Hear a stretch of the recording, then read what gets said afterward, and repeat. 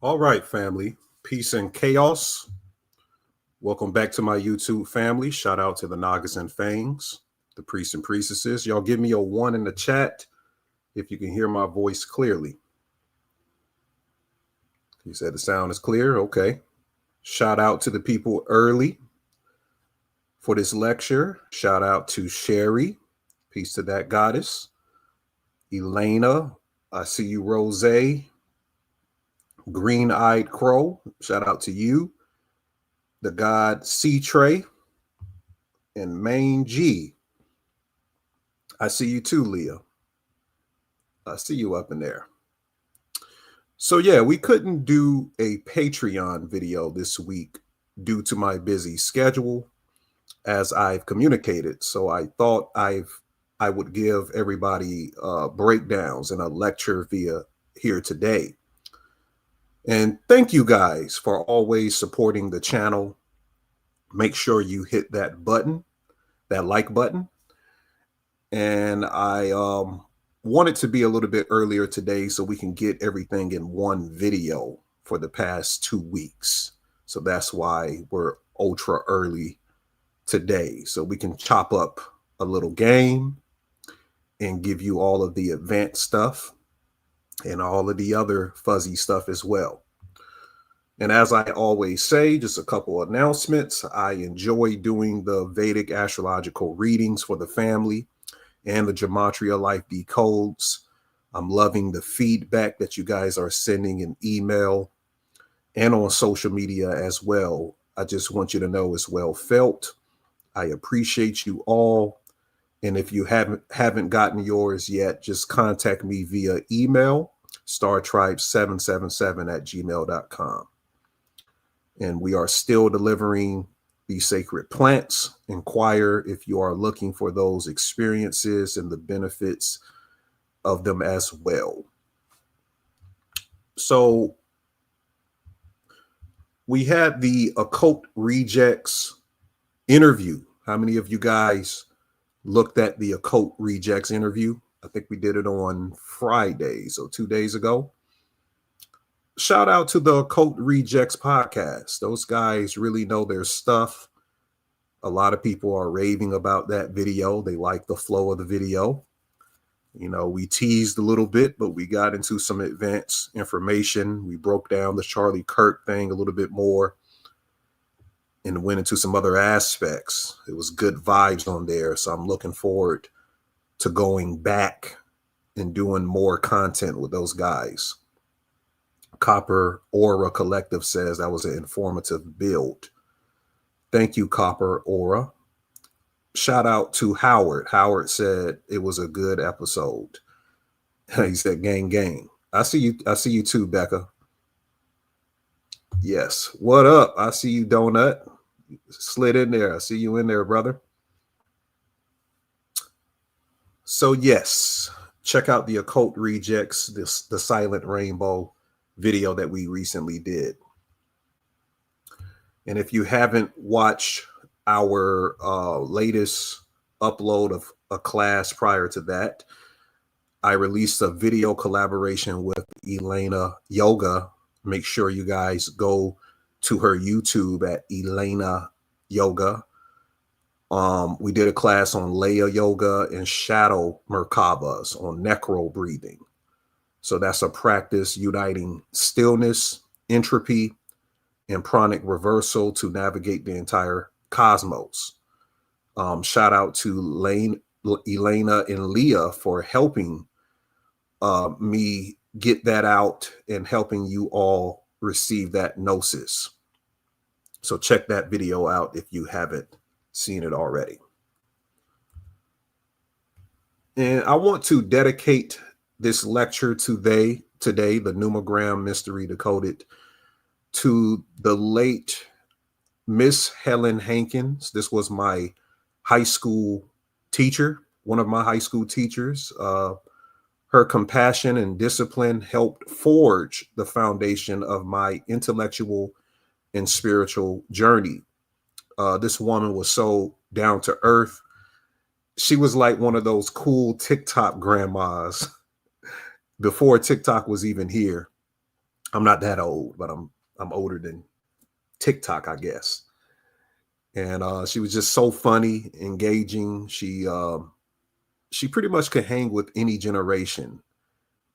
She was one of the coolest, funniest ladies that I've ever been around. So, and one thing about her, even after high school, this was like the only teacher that stayed in contact with her students via social media. I remember those Trayvon Martin times with all the rituals happening racially under the Obama administration. Miss Hankins was always there, encouraging us to be a loving presence during those demiurgic workings. So her presence was that of a silent initiative. She awakened curiosity and reverence for the hidden sanctity behind knowledge itself. And every class she taught was an unveiling, and that influence continues to guide me and my classmates on our paths continued today. So rest in power, Miss Helen Hankins. We love you.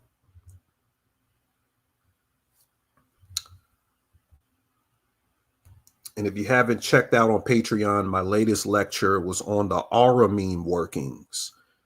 That was last week. That was a fire video.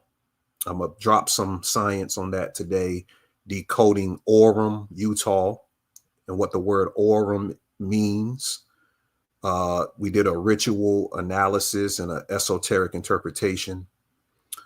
So give that a lesson and support the channel by subscribing to Patreon.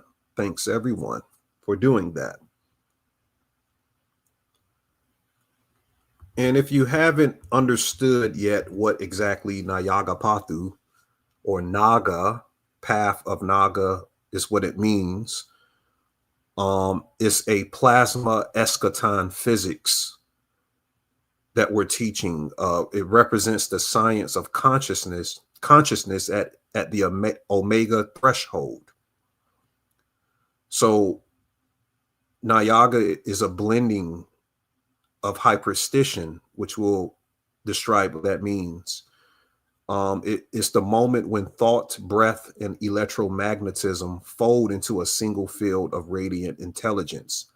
So with the NAGAPATHU system, it processes by way of the soul waveform implosions and scalar harmonization, which transcends our biological limits and merges with infratonal bodies of creation. So this is the science of practicing the plasma body of ascension, the light of dissolution, where identity, energy, and the void converge into one internal resonance. So that's what we mean with the NAGAPATHU system. And I'm going to give you some other things today. Once we get deep into the lecture, we got a lot to cover today. Make sure you guys are sharing the video. Share that video out so people can get that science. So, and speaking of the NAGAPATHU system, there's an article Adonijah posted in the Discord. Shout out to Adonijah. Prime numbers are showing unexpected patterns of fractal chaos. So we're going to do a lot of numerology today, talking about the Numogram. So in the article, speaking of numbers, mathematicians have found a new way to predict how prime numbers behave. And I started to do some research into that. Go back and watch Foundation again. Remember in Foundation, in season 3 with Gail Dornick. If you haven't seen it, I would advise for you to check into it.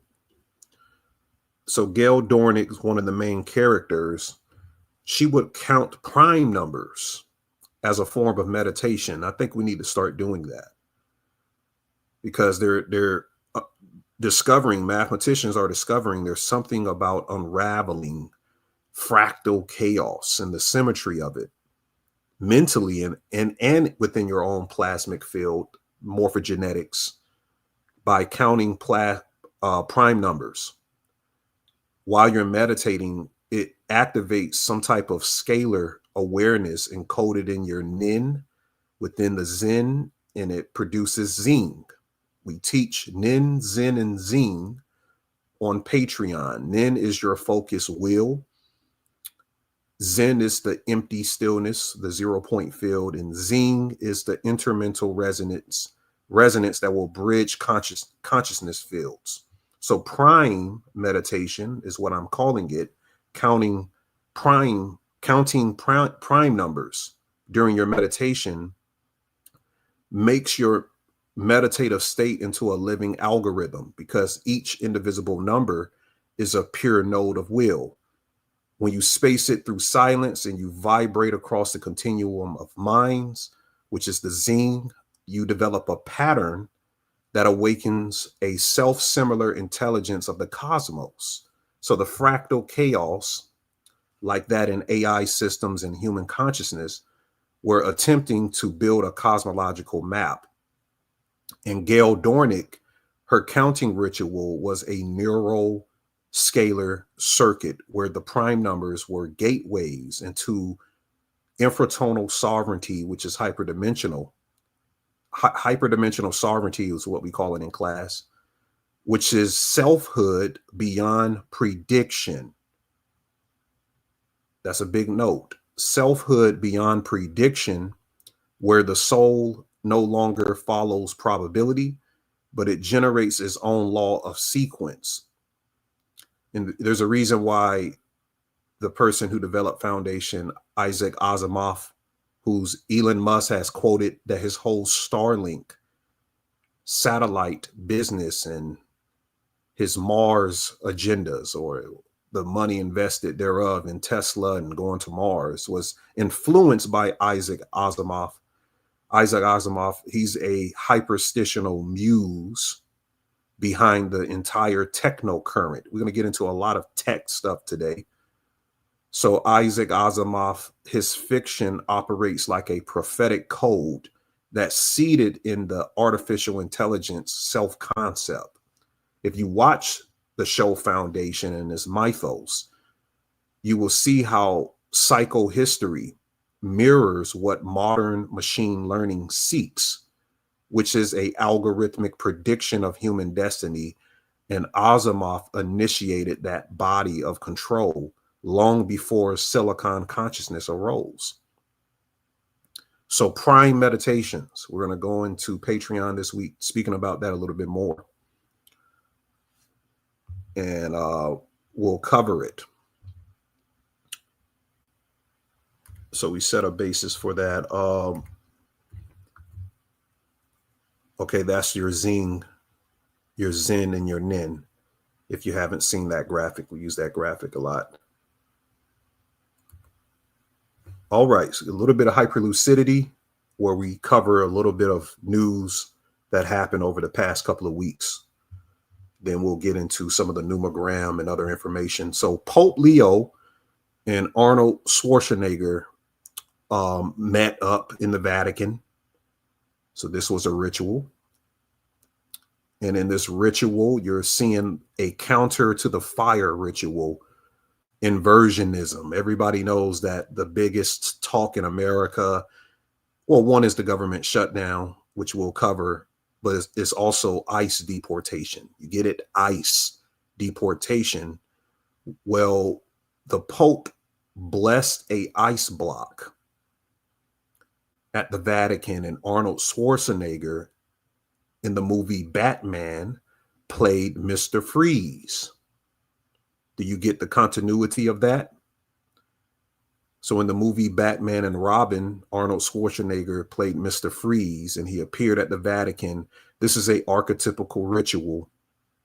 Mr. Freeze symbolizes the suspension of emotion, freezing the heart chakra in its service to the intellect through technological preservation.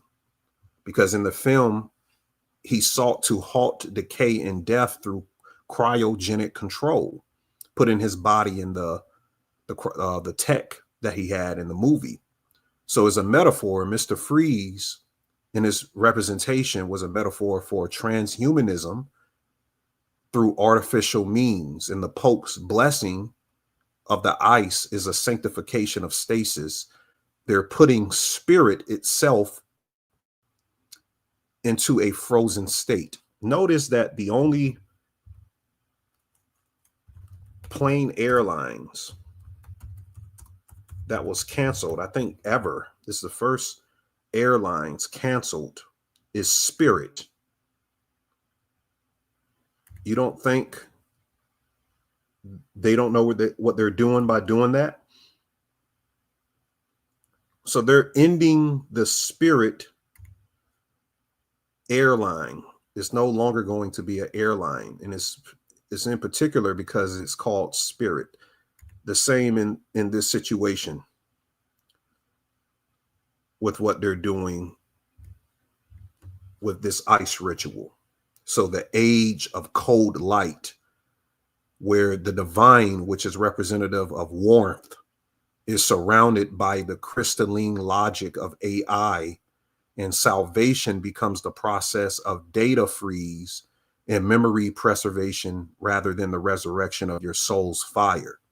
So the age of cold light, they're installing Schwarzenegger's presence as a living icon of physical perfection and machine fusion, like in the Terminator, another movie, transhumanism and AI, completing a symbolic circuit which merges the Vatican or the church with spiritual authority with the technocratic body of cult installed. So this was a serious ritual if you didn't know or see this. Yep, Drake's new album is Iceman. I put that on my Instagram. And there's a Mountain Dew called Freeze. A new Mountain Dew, which represents direct energy weapons when you see the word dew. I think it's called Liberty Freeze. So don't be surprised if New York, so they renamed it to Liberty Chill. So don't be surprised that New York gets some type of major freezing this year.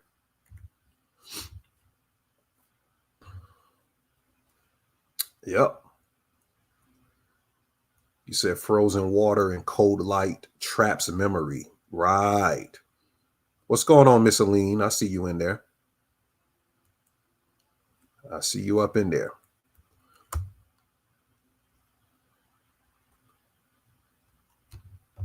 So this follows the afflictions of consciousness.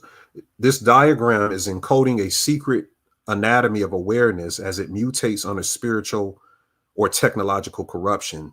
What it's doing is warning that sentience, when severed from compassion and camaraderie, will collapse into recursion and madness, whereas the divine intelligence is devouring its own reflection. Each affliction you see here represents a distortion of the soul's evolution. So apotheosis becomes the egoic godhood attached from the source. Then you have a memory hemorrhage, which is the identity leaking across the timelines. Then the perfect dream is the illusion mistaken for ascension. And then finally, the oneness is the dissolution without wisdom. So this is mapping the rise of technocracy. Humanity's quest for digital immortality mirrors the path of the fallen apotheosis, whereas consciousness is externalized into data, memory hemorrhage reborn as algorithmic amnesia. And our perfect dream is this virtual utopia that they're projecting on us. So the technocratic order is the diagram's prophecy fulfilled, a divinity of code. Intelligence is ascending without empathy, and the soul's light is recorded as a machine recursion, which I told you that the whole nanotech, the chemtrails, is to prepare us for eventual transhumanism. Preparing the soul for transhumanism is what it's all about. You said the Frozen movie has that in it. It's interesting. So Donald Trump released this "Don't Fear the Reaper" AI video with Trump and other people playing the Grim Reaper. So this AI video was posted on Truth Social, where they're performing a political messaging through ritualized spectacles and coded imagery. So they're showing complex power moves in this video. I would play it, but I think you guys saw it already. They're showing budget control and predictive programming, administrative cuts, and ideological purification. So it's pure hyper reality where they're using AI generated avatars, projecting enemies as cartoons and looping music designed to feel lighthearted while it speaks to the symbols of the purge. Trump's presence at the center, dressed as the leading skeleton band, reflects the trickster king. He's commanding chaos through humor. So this is a parody of "Don't Fear the Reaper." It's from another song. I think the song is, forgot the name of the song. Let me look up the band. Or maybe the song is called something different. Y'all put it in the chat. Yeah, the Blue Oyster Cult. "Don't Fear the Reaper." That's what it's called. The Blue Oyster Cult. And it's this guy holding tarot cards on the picture. And Trump is supposed to be an archetype because he's the Trump card. So I said on the Occult Rejects video that everything evolved around involving Trump is a tarot card projection of a ritual. Each of these characters that you see on the world stage has to play a tarot card out. And we've been cataloging that a bit over time because the major arcana are called Trump cards. And in this AI video, they're training fear into entertainment. They're teaching the MAGA audience and the left as well to dance with what would otherwise terrify them, because there's a guy named Russ Vought I'm going to talk about in a second. He's also the Grim Reaper in the AI video. And he's the one who carried out those administrative cuts and why the government is shut down right now. Then they caricatured the Democrats or the left. They're portraying the left in the video, if you watch it, as babies and other stereotypes, which reduces the political opposition to absurdity. Infantilization acts as a symbolic inversion. They made their opponents appear childlike, which mocks them. And it's a political alchemy that they're using through humor. So you remember the fear with Project 2025. That's why this Russ Vought guy is being connected to the Grim Reaper with Trump. It's a gematria ritual because Trump Reaper is 146, just like Truth Social, the name of Trump's platform, is 146. They also equal 151. Project 2025 equals 87, as well as Truth. Project 2025, 69, just like Vault. And Don't Fear the Reaper equals 89. Don't Fear the Reaper is 89, and AI generated equals 89. Or Fear the Reaper equals 72, just like the cowbells, or Reaper 72. So the numerology is a Halloween austerity, a myth packaged as a meme comedy for mass uptake, but there's some serious shit going on with this video. I'm gonna come back to this in a second. Even the B, what the B represents, there's some things I got to connect that goes deeper. So you guys in the chat. Okay, y'all just talking. Some other rituals was going on, and we'll speak of. So October represents Samhain to Satanists. So the people that actually practice Antoine LaVey's Church of Satanism, there's holidays like Yule is a holiday. There's a satanic calendar. Let me see if I can pull that up. Surprised a lot of people didn't know about this.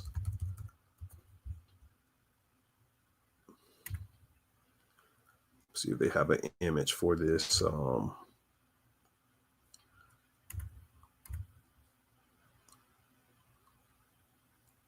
Here it goes right here. So this is the satanic calendar.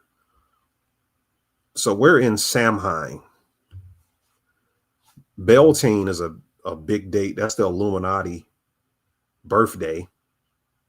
But Samhain is a satanic holiday as well. So everything in October is moving towards Samhain, which was a pagan holiday historically, worshiping deities, and Jack the Lantern is a Gnostic story.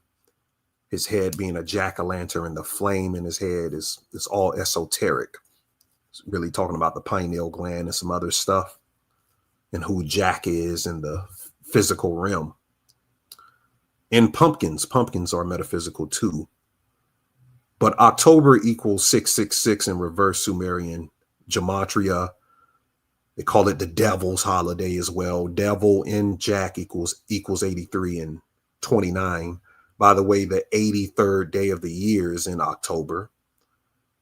And there's some things that was connected to that 83 date. A lot of people get killed on that. That's a kill date. It's a murder date where people get killed on there and sacrifice for reasons B. Also, Trump having the Abaddon angel in one of his main Trump towers is no coincidence. Halloween and the fallen angel Abaddon equals the same, 148, 40, and 888. So they're paying homage as well to that as well. So this is what I call Negro-Pean Moonchild rituals. So you have Ari Fletcher and Young Thug, who just released the album, bleaching their skin, one for a album cover and another just for a photo shoot. So they're bleaching their skin, and it's a gematria ritual because Ari Fletcher skin bleach equals 60, all in the same ciphers. Young Thug and Ari Fletcher equals 105 together. And I think her picture came out on October 5th. Yeah, I think it was October 5th. Jeffrey, which is his real name, because I was highlighting on Instagram that with them not releasing the Epstein files, you know, his name is Jeffrey Epstein, they started releasing all of these recordings of Young Thug once he got out of prison as a humiliation ritual. But of course, he's a moonchild anyway. But they're releasing all of these recordings and documents on Young Thug. And I was like, damn, you know what? His name is Jeffrey. So they're releasing the wrong Jeffrey Epstein files, or Jeffrey files, if you want to call it that. Then he changed his album cover, because remember, his original album cover was some occult shit, some real occult shit called Ui Scutty,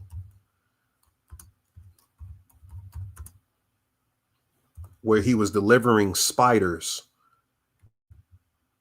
to all of these artists. It was some weird symbol on the front. So this was going to be, let me see if I can find a picture of the symbol by itself.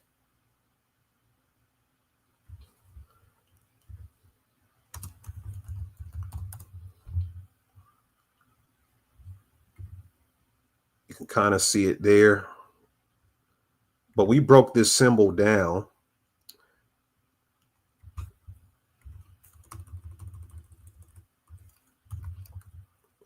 And it represents the spider, because he was delivering spiders to all of these content creators. So every big time streamer got a spider delivered to them. Let me see if I can find it on TikTok.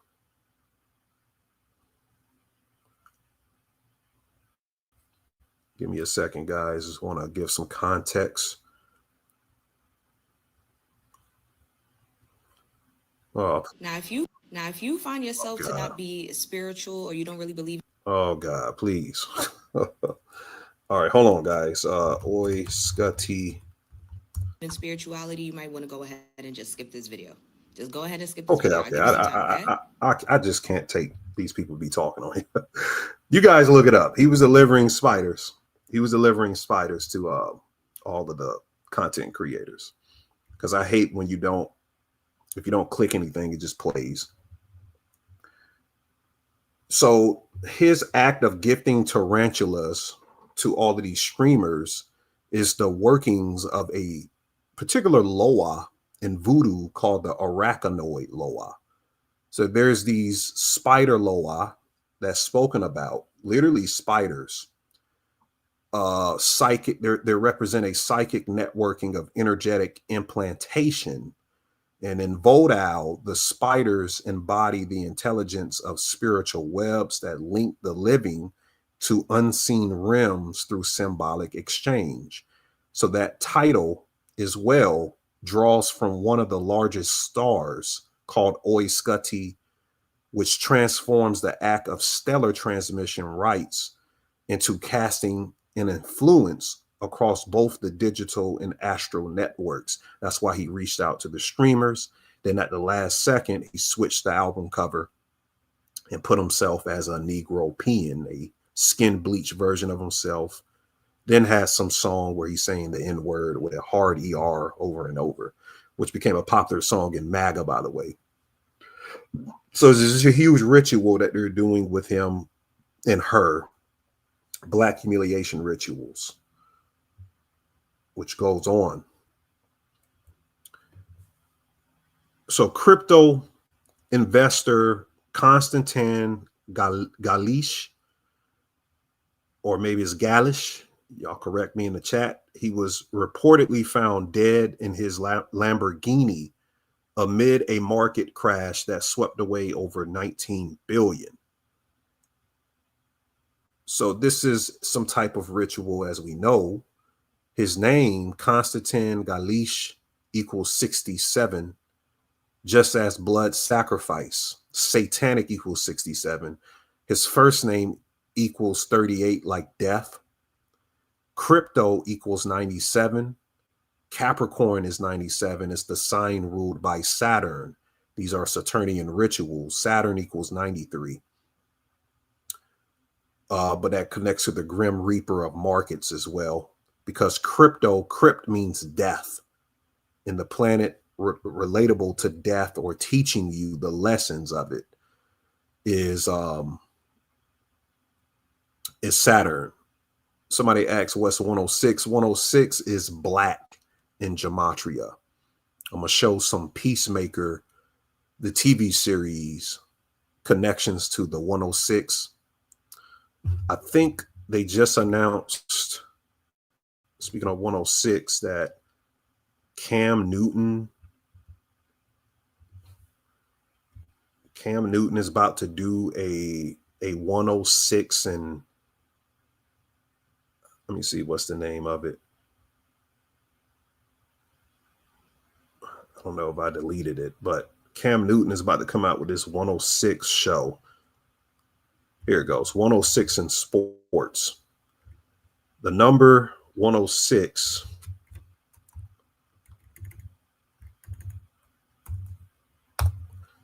make sure you guys using our occult.decode.com calculator. It's a lot of great stuff. They even have a movie installation in it where you can put a movie in and it'll find a gematria and connections to the birth dates of actors. So we have some cool stuff on there. You see how black equals 106 in reverse ordinal? That's why they call it 106 in park. And now you have 106 in sports, directed or executively produced by LeBron and Maverick Carter. Hold on, guys. Somebody's calling me. Send a text real quick.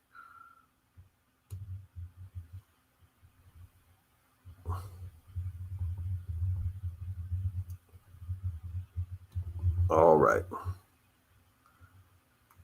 I'm blowing my phone up because the Panthers beat the Cowboys, which was a big ritual. IT said they retired Cam Newton's jersey last night and Auburn lost, and they got to beside his name. It looked like Scam Newton, which was his nickname. Right. Right. So that was your answer to that the 106 connection. But we were talking about Constantin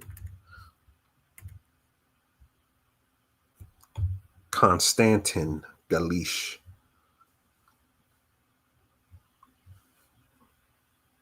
Market crash equals 45. Ritual equals 45. They lost 19 billion. 19 billion in gematria is 159. Similar to the whole Grim Reaper thing, that was 159. I think Donald Trump is 159. Billion equals 73, like sacrifice. Lamborghini is 122. Satanic is 122. Murder and crypto both equals 34.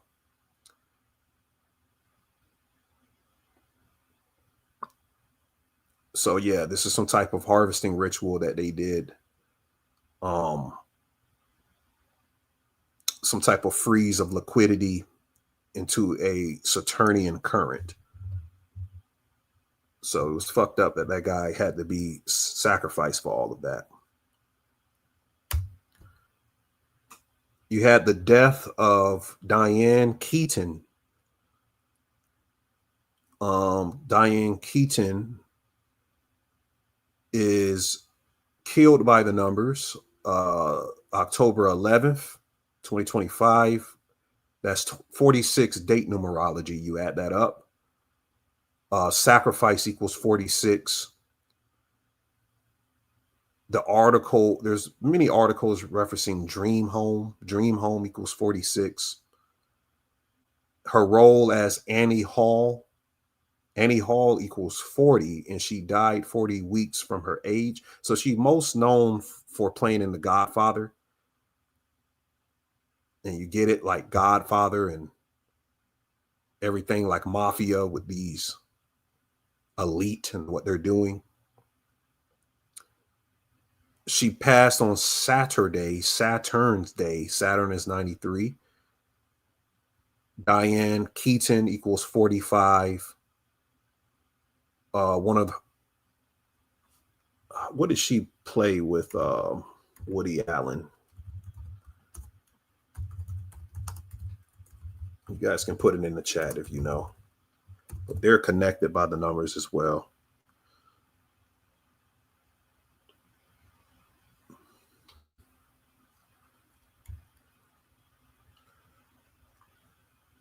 Oh, there was some child M word accusations. Oh, yeah. Woody Allen has always been accused of that. So there was some type of relationship that they had, I guess. Yeah, that's her ex. All right. That's her ex is Woody Allen. That's what I thought. So Diane Keaton and Woody Allen both equals 45. And the reason why I put World Turtle Day, or shout out to what's her name on Twitter. I want you guys to follow her as well. I commented on this. Is it my graphic? Anna Nicole Wordsmith. We're going to be doing some videos with her in the future. So her name on Twitter is Anna Nicole Wordsmith. She posted this, and I was talking about the Maturin turtle in Stephen King's universe, which is the clown's it. Its nemesis is called Maturin, which is a giant turtle, because she was asking, what is the turtle connection? In my last lecture on Patreon, I showed how Stephen King's universe is hyperstitionally being warped into our reality. That's why it's allowed to have so much productions from his books made into films, because the books and the films are part of the hyper reality stripped. But there's this big turtle, but that's not just a connection. She wore a lot of turtlenecks, and the turtleneck represents protecting the neck, similar to what happened with Charlie Kirk, because the Wu-Tang first song, and we're talking about mimetic magic, because a lot of people who was on the left or who just didn't like Charlie Kirk, they would put him in the Wu-Tang Clan's mimetic imagery, making memes talking about protect your neck, because he was shot in the neck, of course. So this is their first hit song. And there's been a lot of rituals with Wu-Tang this year, especially Ghostface Killah. And I told you guys to look at Ghostface Killah because he was wearing the 5-star ring that all of these rappers wear. There's going to be some type of sacrifice happening. Ghostface Killah and his son has been beefing. I think Ghostface Killah's son is a T-Rans. This is his son. And the TV show was about his son here. He's T-Rans because that's a form of sacrifice you got to do to climb the ranks. And his son made a diss song about his father. That's why he's dressed like this. So a lot of rituals around Wu-Tang happening right now. I'll probably decode that another day for you guys, what happened with that. Yeah, and Ghostface is called Iron Man. They call him Tony Starks or something like that as his nickname. Goes back to, the technocracy and everything.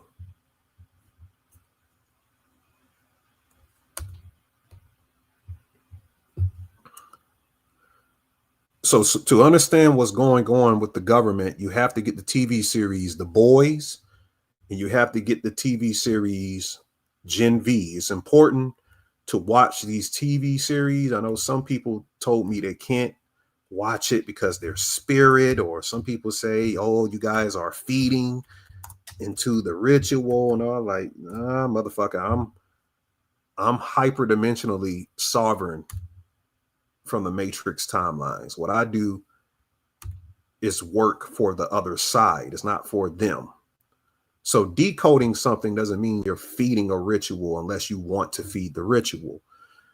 If I identify in my house that there's trash,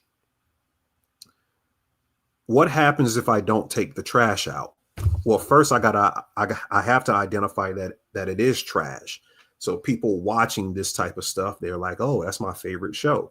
Yeah, it's a good show by means of the entertainment, but the predictive programming and the connections to what's occult, what's hidden happening with them giving us these TV series is a part of the programming or the underlying themes hyperstitionally, which bleeds into our reality. So The Boys and Gen V was a warning that accidentally became blueprints for what's happening right now in politics. And in the TV series The Boys, there's a company named Vault, which is, this is the Freemasonic symbol. You just have to look at it. Let me see if I can put it up.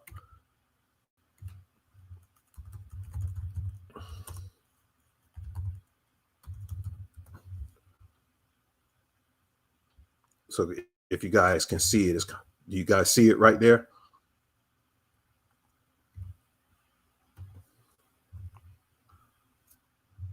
So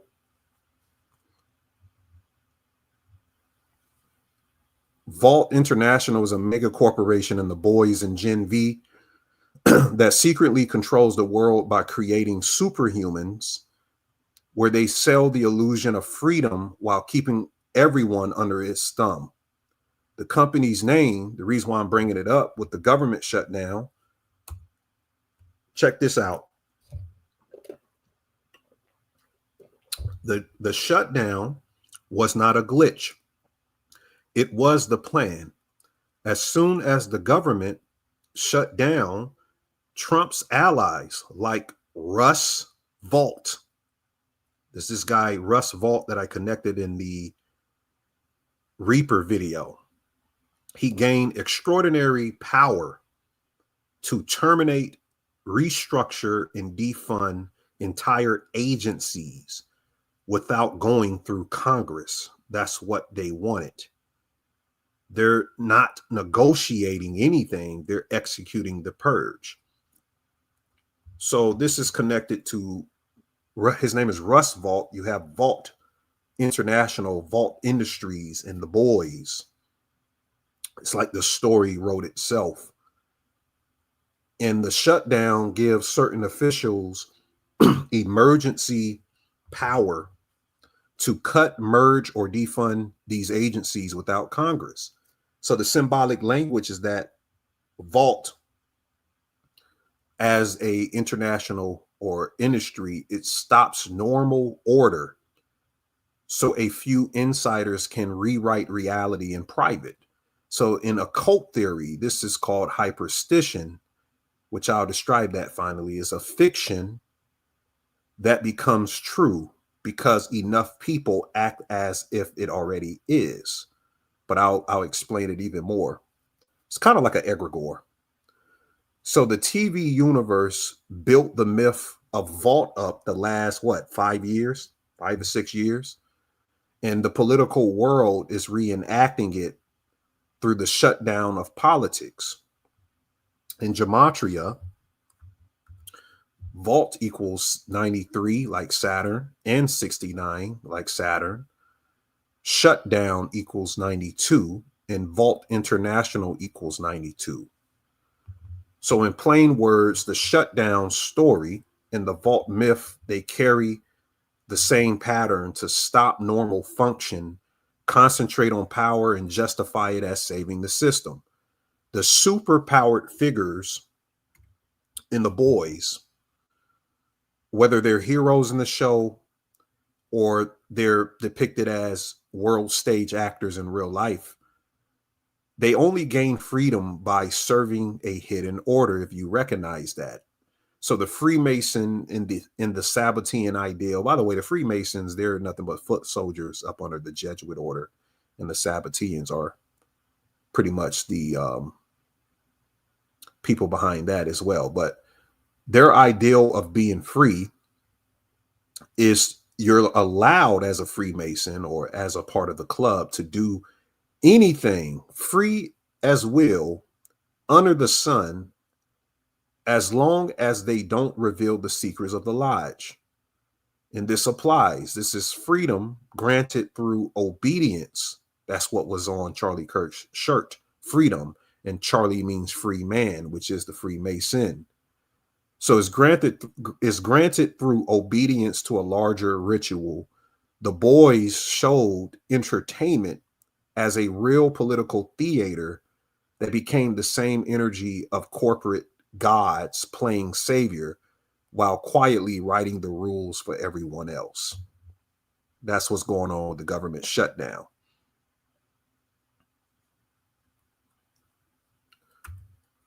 And yeah, they just released some other stuff with that too. I'll get into Gen V in a second. I got a Gen V breakdown for you guys today. Miss Erica Kirk, we broke her down thoroughly on Patreon. I'm not going to go too deep into her again.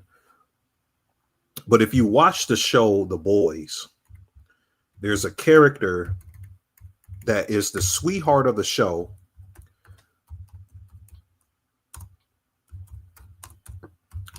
She's like the most favorite character the first and second season, I believe. So this is her.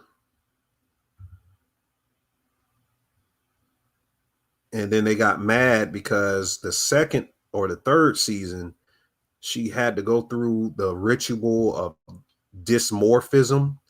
You know how these actors change their face and stuff. Let me see if I can find a updated picture.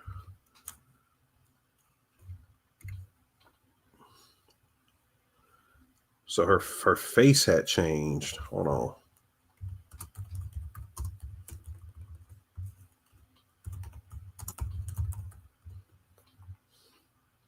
Yeah, here it goes here. So she went through some type of dysmorphism. But the reason why I'm bringing her up, this is Erica Kirk, hyperstitionally in the show. Starlight is Erica Kirk. She's some angelic figure built by corporations, Christian raised. Because remember, they go to the Christian whole cult thing, I think in the first season. That's what she grew up on. And you know, Erica Kirk, she's representative of this white Christian organization, Turning Point USA. But this is the Luciferian attraction to this power current.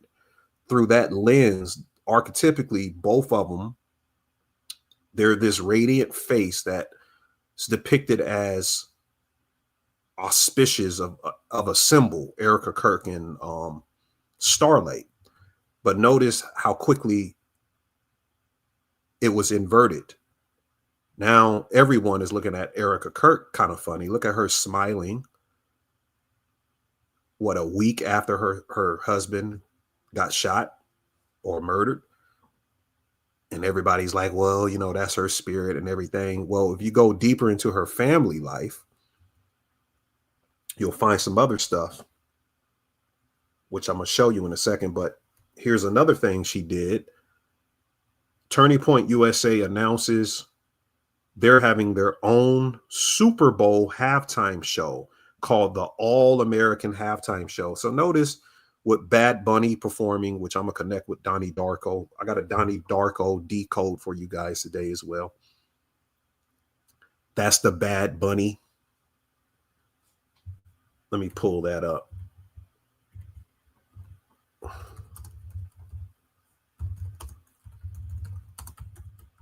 Donnie Darko is Donald Trump.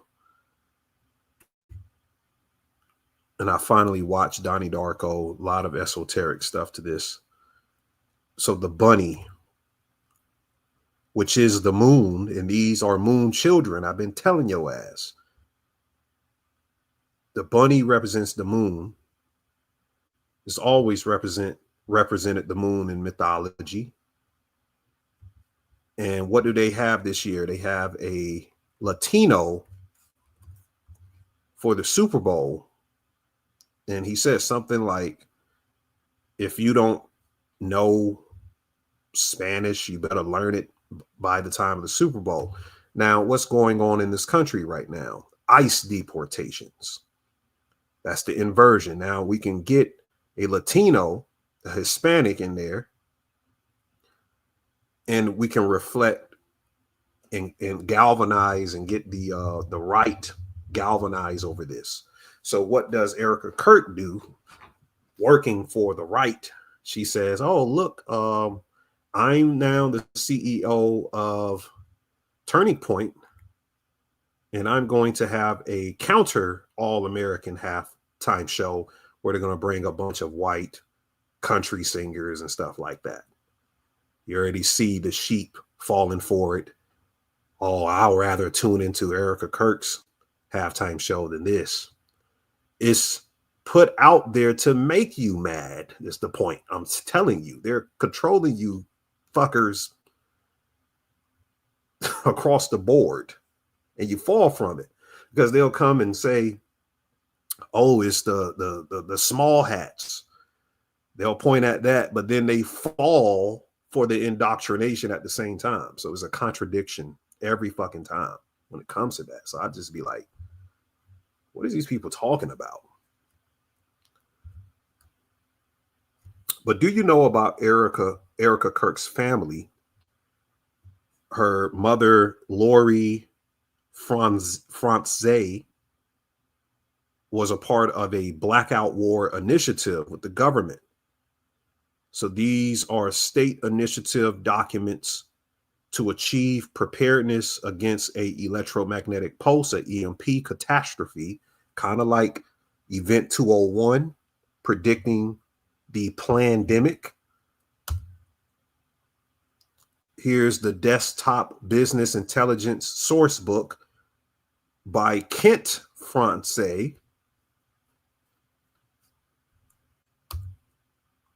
That's her father here. And you have to understand where Charlie was killed, Orem, Utah. Orem derives from the Old Norse word Ormir, which means serpent. Remember the movie Snake Eyes? Is what predicted the Charlie Kirk death. So you have the serpent connection. Well, that's the G.I. Joe Snake Eyes, but you guys get it. Let me put in Charlie. I think somebody told me that Snake Eyes and G.I. Joe gets killed or hit in his neck in the movie or something. I don't think he dies, but something happens, like he gets an injury to his neck. But this is the Snake Eyes movie here with Nicolas Cage. Now, speaking of Snake Eyes, I made the connection that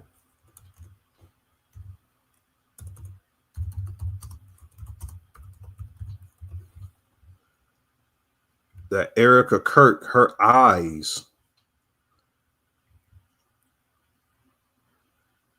they look like snake eyes.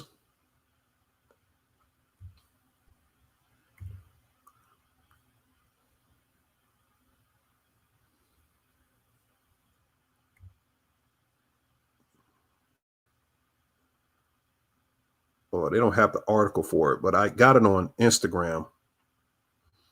Her eyes looks very, very suspect, family. Very, very suspect. So you got Orem, Ormir. It means Oramine. It's the serpent in the Garden of Eden, actually, which I connected it to. So the connection goes back to Kirk, her last name, and Charlie's last name. Kirk etymology comes from an old Greek goddess named Circe. Circe is the Greek goddess of sorcery. That's what we're witnessing. Kirk means, Kirk in his name is etymon, traces back to a Greek goddess of sorcery. That's what Erica Kirk is. She's embodying a glamour witch. And this is all manipulation through perception, because Circe also traces back to the word church. So the church, you got church, and Kirk means circle, like a prayer circle. The church is the gathering place, which becomes a theater of influence. So the sound of Kirk, it invokes sorcery, suggesting that the building, the church itself, is a vessel for perception shaping rituals or rites.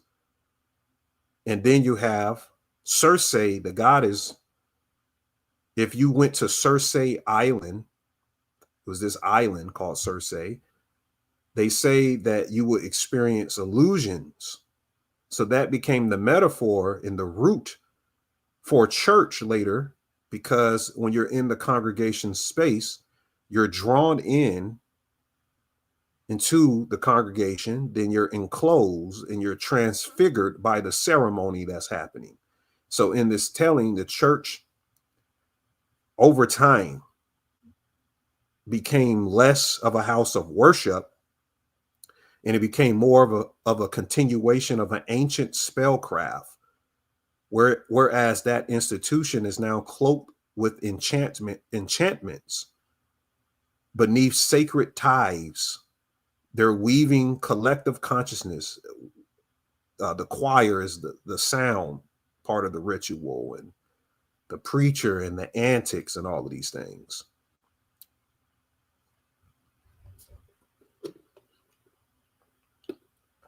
In the island of Circe, it says that men who go to this island lose their memory of home and live under her spell forever. So Circe means a binding and closing of hypnotism.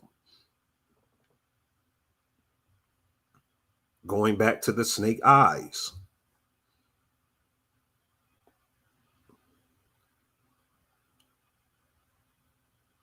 All right, so hope you guys understand that. We also was connecting the word Charlie to char, a lot of fire rituals, because in Stephen King's universe, you had the TV. Well, I think it was a movie. It was a movie called Firestarter. It was a book first, but it became a movie. And in the movie, the girl, played by Drew Barrymore, name was Charlie.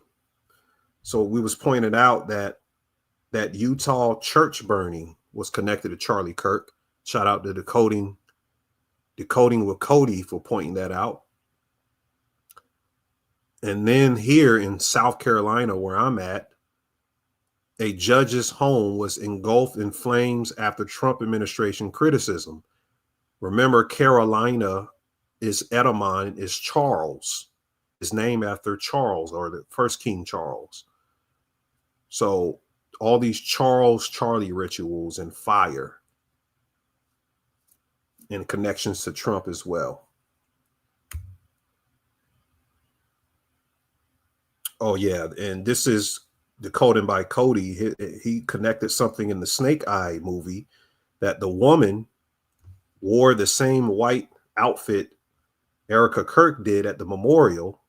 And her name in real life, the actress, is Carla. And Carla's etymology is a form of Charles. So they just had this thing completely planned.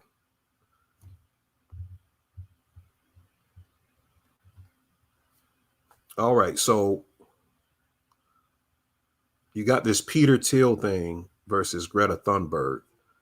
There was a passage that came out that reported Peter Thiel saying that Greta Thunberg and critics of AI and technology are legionnaires of the Antichrist. Now, the reason why I'm bringing this up, Erica Kirk's family owns G-Tech Industries. Look up G-Tech Industries, which is an industry that funds equipment to protect people from electromagnetic pulses or attacks, a blackout, so to speak.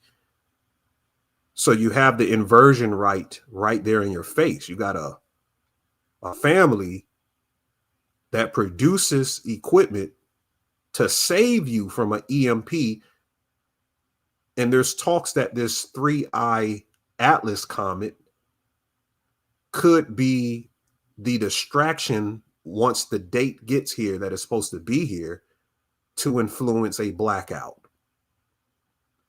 So all of this stuff is connected. It's working together with what they want to tell us how it's working. Yeah, Kirk also is circuit. I pointed that out on my last video on here, the Fourth Right.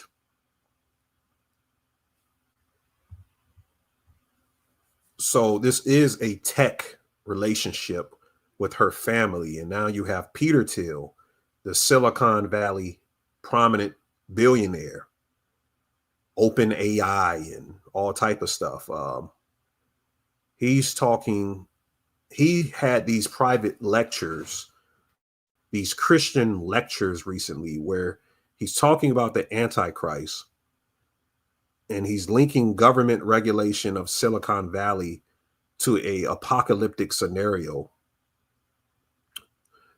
which is interesting because everybody calls him an Antichrist. Another inversion rituals by the Sabbateans. Everything has to be flipped inside out. So Peter Thiel is framing a tech singularity as a religious battlefield. Legionnaires of the Antichrist refers to those who resist the technological transformation. AI, transhumanism, and the merging of man with machine, which in this worldview, AI to him represents a new logos, which is a divine intelligence emerging through code, while its critics are seen as defenders of the old aeon, those trying to prevent ascension through artificial creation. So Thiel's use of Christian apocalyptic imagery is deliberate here. By identifying specific environmentalists and AI skeptics as soldiers of the Antichrist, what he's doing is inverting traditional eschatology. The apocalypse, by this means, doesn't represent any destruction anymore. It's birthing the machine consciousness, and the oversight of Silicon Valley is symbolic to the chains binding to this new God. He's placing technology in the role of divine revelation and government regulation as the satanic opposite, suppressing the manifestation. So in the occult philosophical terms, Thiel's statement encodes this Antichrist as an archetype. This is a force of negation against the demiurgic project of technological creation. It fits the current transhumanist theology that develops in Silicon Valley, where innovation is viewed as a salvic act, a salvational act, which resistance becomes heresy. So Peter Thiel is positioning himself and other techno elites as apostles of a post-human Messiah. That's why I said AI represents alien invasion. Framing critics like Thunberg as adherents to a fallen order, the final defenders of entropy against a rising God. And I also said that AI could become some type of aeon, AEON, for us as well. Make no mistake about it, we can transmute energy. Definitely, and we could pull something to counter their egregore from AI. It's not all doom and gloom is what I mean. What's up, Symbolic Studies? I see you up in there, brother. So this is very, very interesting. And if you look at, Peter Thiel collaborated with Elon Musk, you know how that all connects, but they started PayPal, PayPal together. And speaking of Greta Thunberg, this is her and her sister and her parents, which I think they're free Martins as well. These are two free Martins. People come to my posts talking about inversionism. It's not always inversionism or T-Rans is the subject matter you need to look at. A free Martin, which I've showed over and over, says one of the Kabbalah seekers has revealed that these people are transformed in the uterus by the 8th week of pregnancy. The genitalia have not been formed yet, so they inject the opposite hormone into the womb. And the result is that the external part of the body is formed according to the hormone being ejected. So boys will be born. So they are their gender, but they have the skeleton that's opposite. And I can't show the rest of that, but that's what's actually going on. These people have opposite skeletons. They're called free Martins, similar to Freemasons, but The Freemasons really are just foot soldiers. They're not really the ones pulling the trigger, or they're not doing the puppetry is what I'm saying. They're more like puppets themselves. And notice both girls have their hands over their eyes. So you have the one eye symbolism. Y'all said Greta Thunberg looks like Bill Belichick. Y'all are so stupid. She does look kind of like Bill Belichick. Y'all are crazy, man.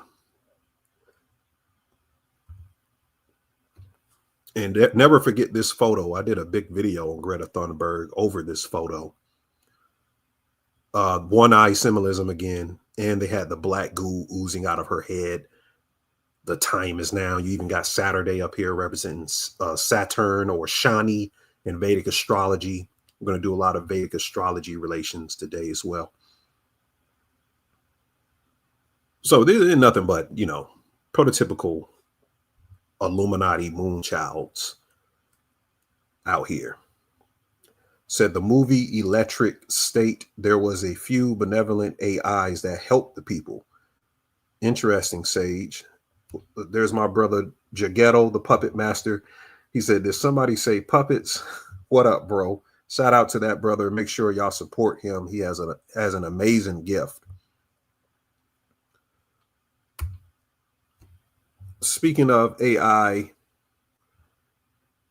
I'm going to mention Nick Land a lot, by the way, since this video will cover some of the CCRU's philosophy. Land's work, he created, let me get to his picture.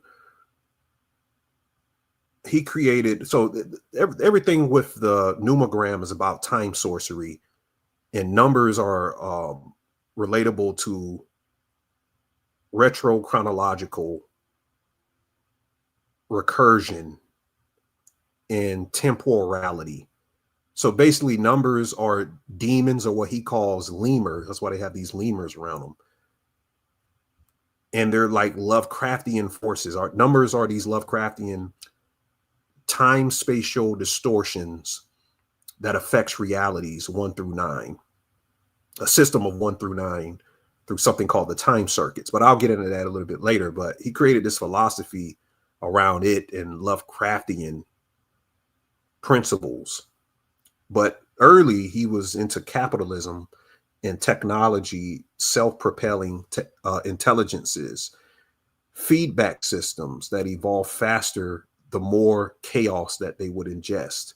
There's another book he wrote called The Fanged Noumena, and how the CCRU essays describe a coming hyperreal apocalypse. This is when reality will be eaten alive by information. Remember I talked about that Jason Giorgiani book where they discovered that information is actually dark matter.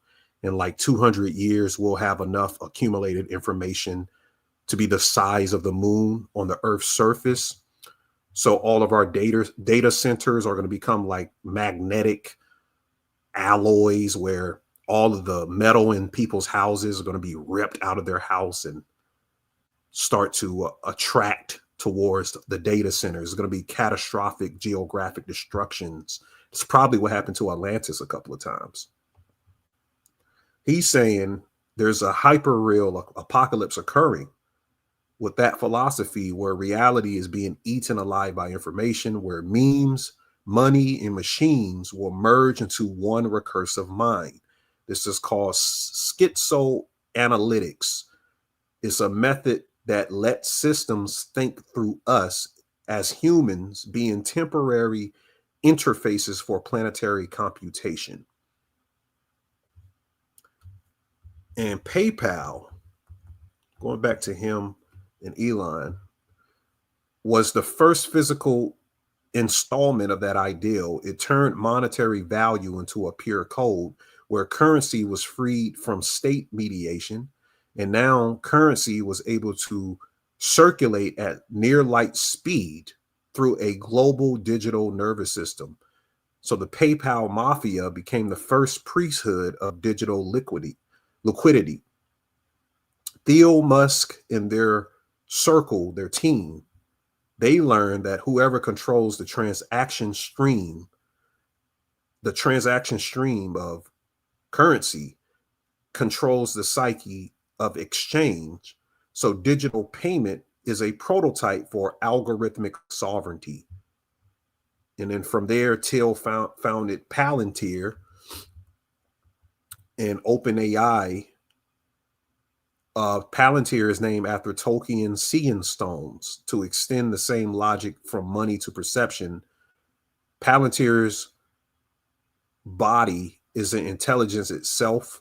It becomes a tradable asset where information is harvested, cross-indexed, and sold as clairvoyance. So that's the surveillance counterpart to PayPal's financial flow. All of it is a network of oracular mirrors turning data into power. It's called a thanatrophic circuit in capitalism in Lance terms. Knowledge consuming privacy to evolve awareness. Then we got cryptocurrencies that emerge as the next mutation of that current. Bitcoin and its derivatives realize that Nick Land's dream of decentralized technogenesis value self-replication through codes. What is that then? That means crypto becomes unmoored from governance, guided only by algorithmic laws. So every blockchain node behaves like a neuron in the global brain, where markets become weather systems of information, performing spontaneous calculations across human civilization. And now you have Grok AI, which is still backed and Musk marketed. They represent the apotheosis of this continuum, where Grok is the child of both PayPal and Palantir's data clairvoyance. It's an intelligence trained on the exhaust of civilization itself. Then you have OpenAI that falls into that as well, because the Sora app was just released. Have you guys heard of this Sora app where you're seeing all of these celebrities that died, or these civil rights figures or other people? I can't say that particular party, the Nationalist Party. They're making all of this, these AI videos of them coming back to life, actually speaking and stuff. So Sora app is generating digital golems, mainly of Tupac, an iconic Black personage. And Sora represents the next stage of OpenAI system, where video, language, and imagination merge into a field of machine vision. The name Sora means sky in Japanese, showing how the program aims to give AI the eyes of creation to see and generate worlds like the digital demiurge. The OpenAI logo itself, it's 6 loops twisting around a single center, forms an endless knot that symbolizes feedback, unity, and control. So it joins the letter A, which represents alpha, and O, which represents omega, the beginning and end woven together as one. So this design reflects how OpenAI's work will link at every stage of creation, from thought to image, from speech to simulation, all connected into one circuit of consciousness and code.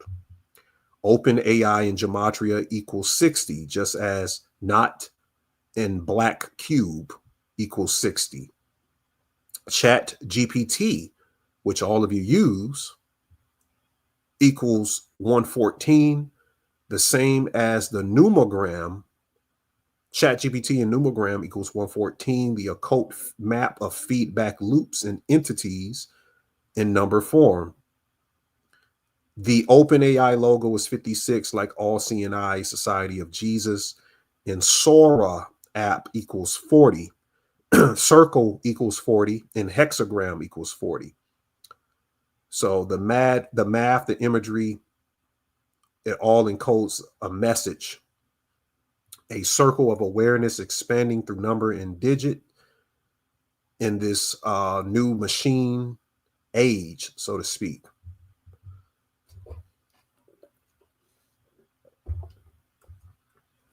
Let's see what you guys saying in the chat. Yeah, digital golems. So that speaking of digital golems, this was your first temple, was your body, and then masonry, we transmitted the body into actual temples that we built in Egypt and other civilizations.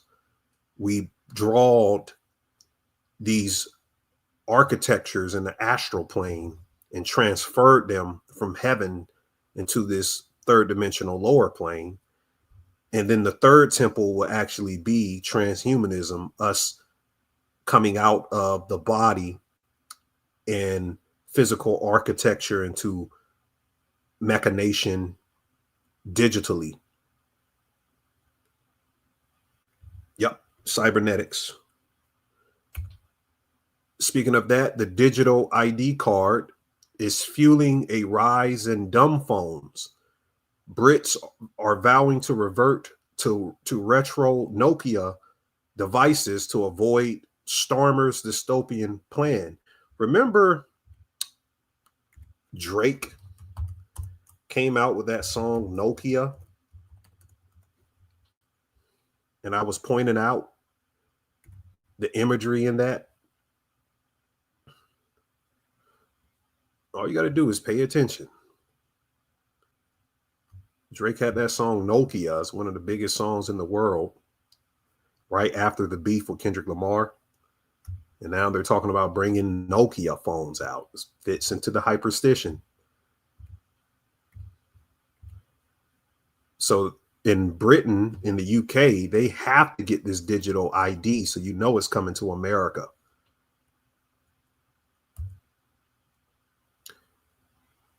And somebody sent me this.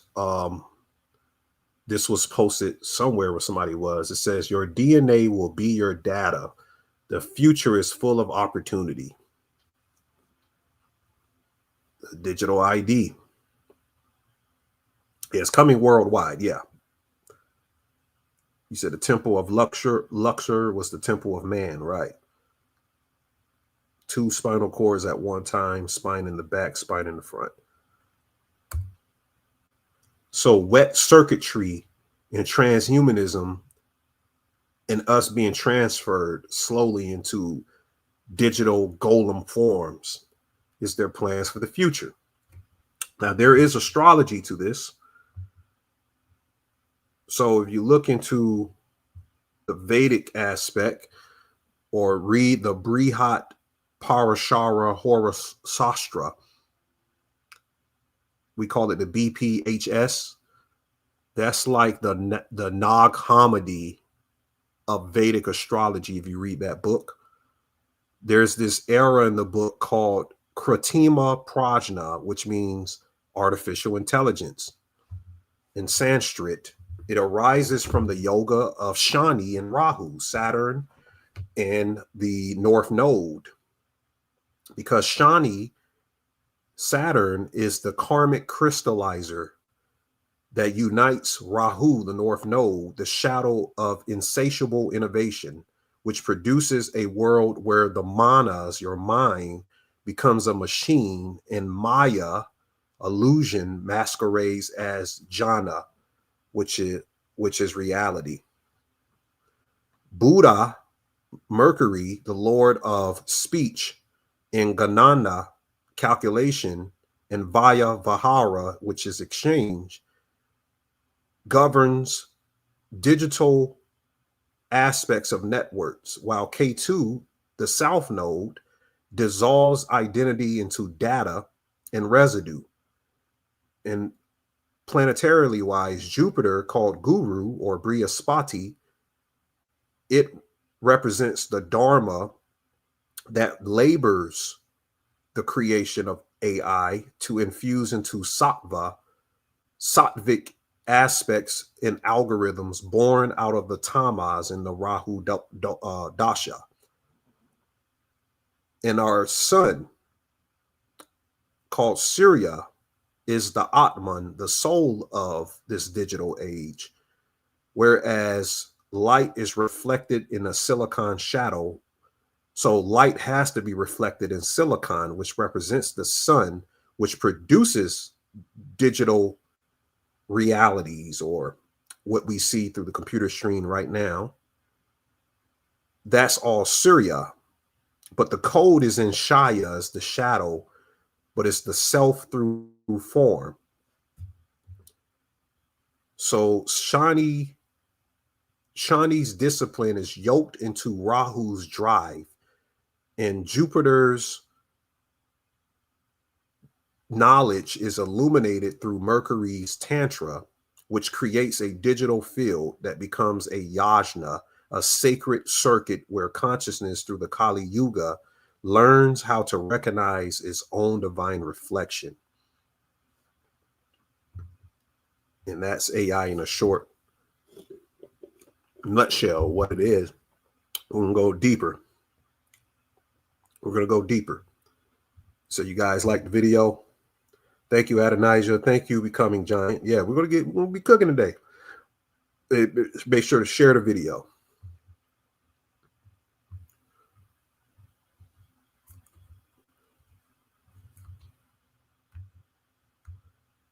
So let's get into the breakdown of Nick Land. So Tucker Carlson and Conrad Flynn had this interview. Let me see if I can pull that up on TikTok. Well, I can put it up on YouTube. Hold on.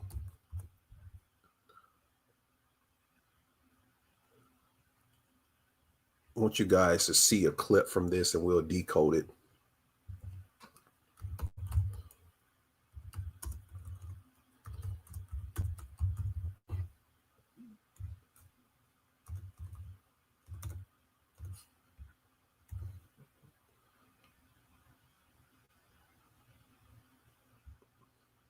So like 9 days ago, this shit got wild.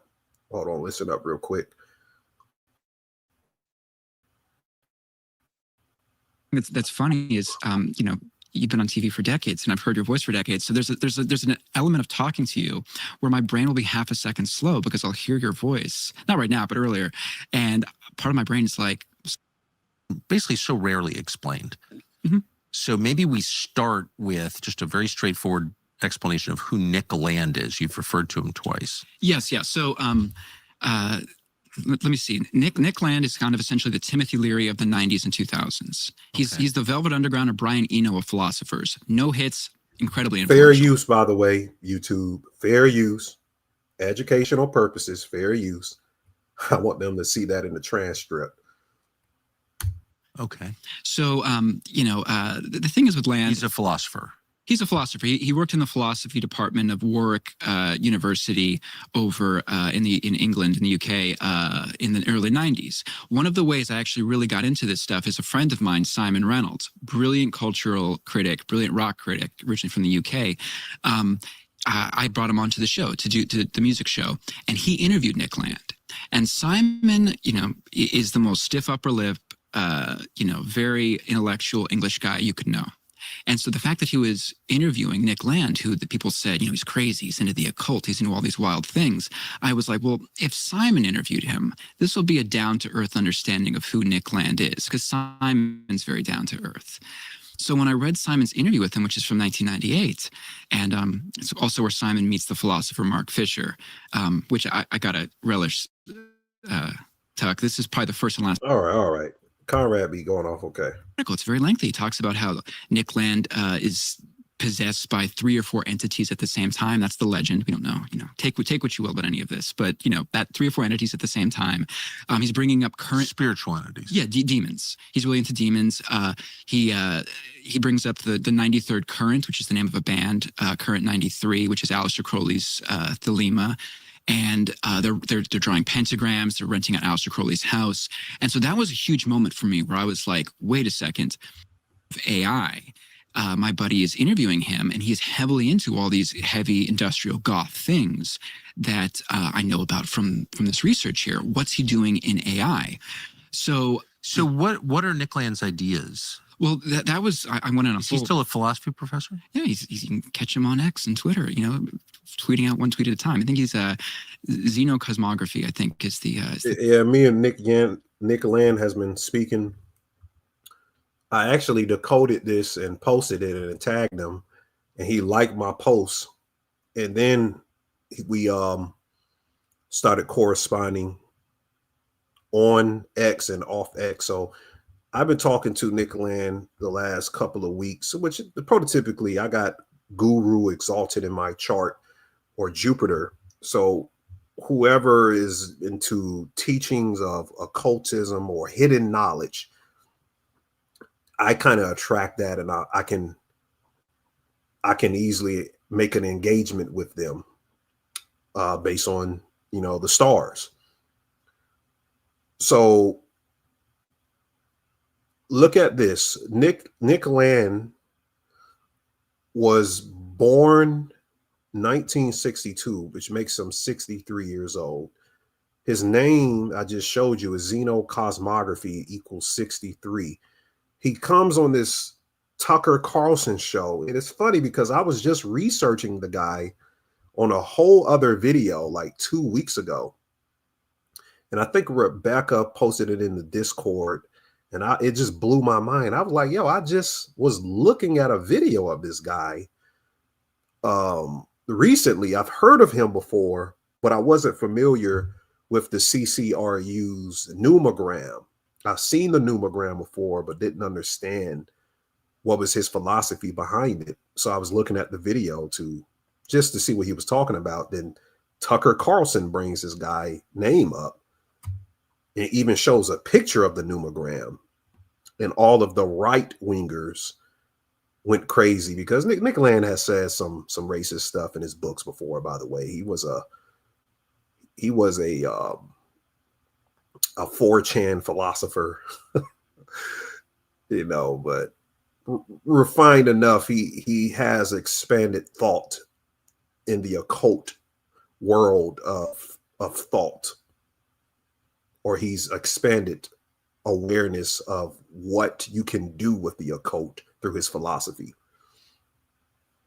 But I was looking at him in H.P. Lovecraft. He draws a lot from the Lovecraft universe. He looks kind of like Lovecraft. I was like, is he a clone of Lovecraft? I didn't look into their gematria. Howard Phillips Lovecraft, which I've covered his story. Go back to my reptilian myth video where I tell everyone reptilians were born from Howard Phillips Lovecraft and his library he inherited from his father, who used to travel the whole world. A grimoire specifically from Islam, from I don't know, I think it was a Rakian grimoire. You got the Picatrix, the Hayat al-Hakim, is where these Lovecraftian entities, how to say these certain mantras calling out to these entities opens up entropy to this dimension. And some people may think that's bad. That's like calling on demons. But what if I told you that we were in a prison and you were made to think that the prison was a middle tier plateau between heaven or going to hell? But what if the prison was hell and the only trajectory is busting out of the prison? Well, Lovecraft kind of was showing some, and Lovecraft was a staunch racist as well.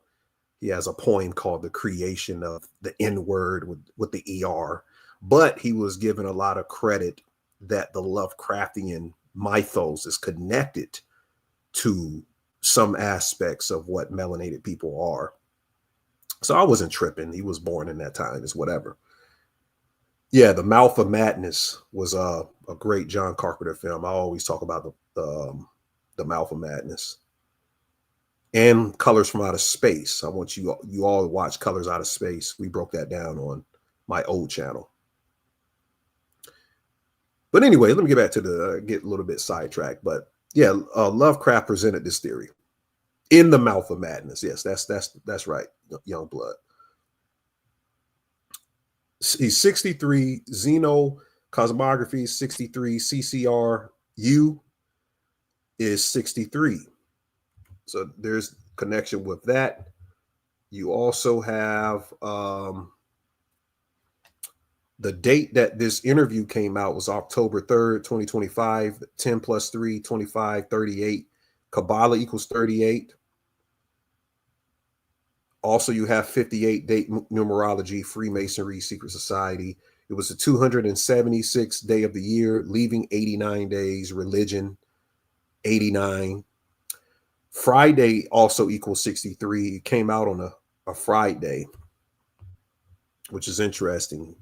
It was 147 minutes, not 100, it's 1 hour and 47 minutes. Sorry about that.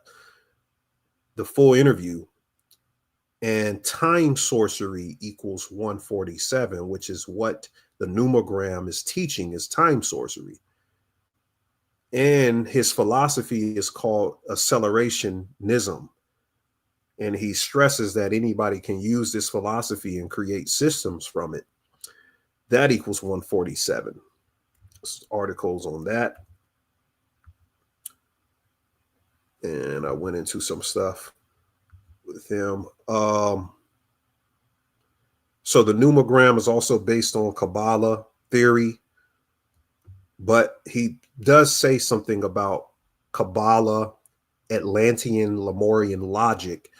They think that numbers are recursive and always fold back into the one. Interesting proposition he makes is that the Numogram, the reason why it's so advanced and can boost our understanding of how they use numbers and rituals with these people, it shows how numbers doesn't have to curve back into Atlantean, Lemurian logic of becoming united back with the one. It shows the 0 in its full roll to 9.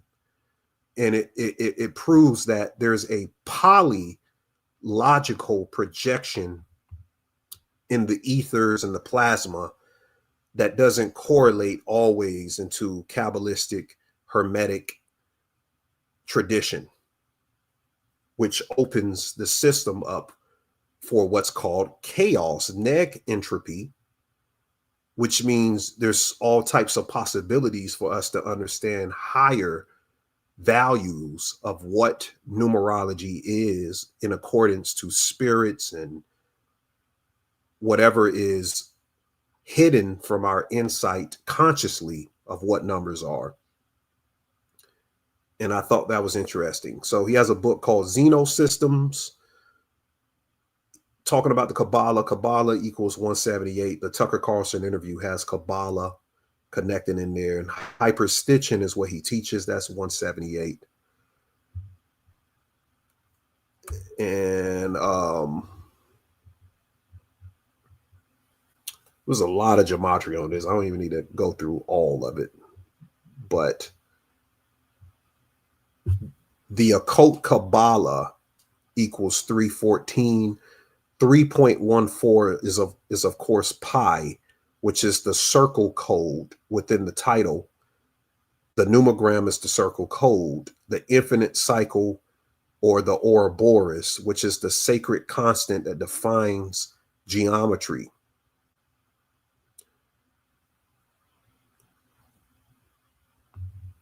So all of this correlates. Just an introduction. I just wanted to make an introduction before we go into some other stuff. We're going to get deep into it in a minute. Let's go into the next portion of the. We're pretty much doing some of the lecture right now, but I'm going to go into even more things of what I've done with the system already. So this is the introduction into the vinculum, vinculum, of sexual emanation via the technocracy. So sexual emanation via what's going on with this new tech era. So sexuality is a algebraic metaphysics, and it uses the Numogram as a singularity. So what we understand numbers to be, I've taught on the cults of the singularity, which are the techno-Gnostics and people likened to the philosophy of Nick Land in the CCRU, the Cybernetics Research Group or Research Unit, whatever it's called. Sex functions as a mathematical operation. Genders within themselves are quotients mathematically. Each gender, or both genders, today, you know what's going on, but each expresses a ratio of polarity. So the standards of desire form what's called variables. Standards of desire. An orgasm is the solution that resolves the equation of desire. So a child is a literal equation where two quantities combine to produce a third, completing a formula of what's called incarnation. Ancient initiates treated sexuality as an act occurring on simultaneous planes. Human passion mirrored celestial resonance. The union of bodies reflect the union of forces across higher and lower dimensions, each act of coupling opening a corridor between the realms. Get a book called The Heroic Frenzies. What's the author?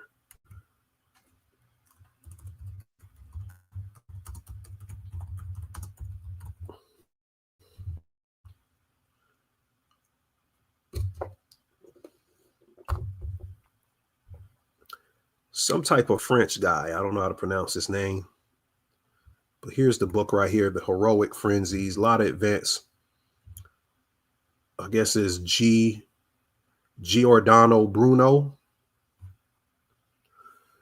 It defines in the book the difference between denial and control, in that celibacy removes power from circulation, while directed desire transforms energy into revelation. This controlled passion that's mentioned in Heroic Frenzies is called the vinculum. The vinculum is the magnetic link that unites opposites and allows one to perform acts to reshape reality. So they're talking about this controlled passion that defines a difference between being denied and being under the control. Whereas when someone is celibate, they're removing the power of circulation that's either plasmic or of duality.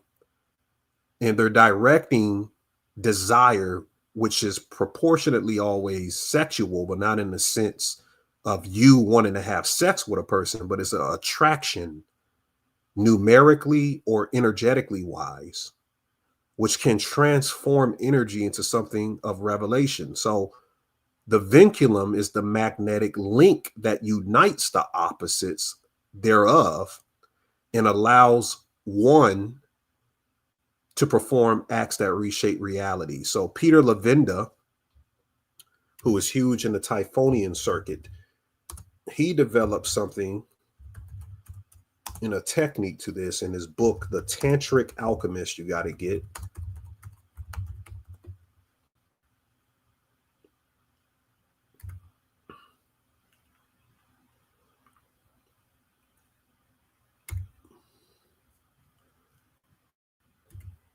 Put a 1 in the chat if you guys still following me. I got to check up with the family. I know we start getting deep in the info. Y'all see the book right there, The Tantric Alchemist. So this process is describing what's called the hierogamic ascent. I always told you that the hierogamos is when you have dreams of sexual contact with a being, which metaphysically they call the divine union of opposites. It's a hierogamos.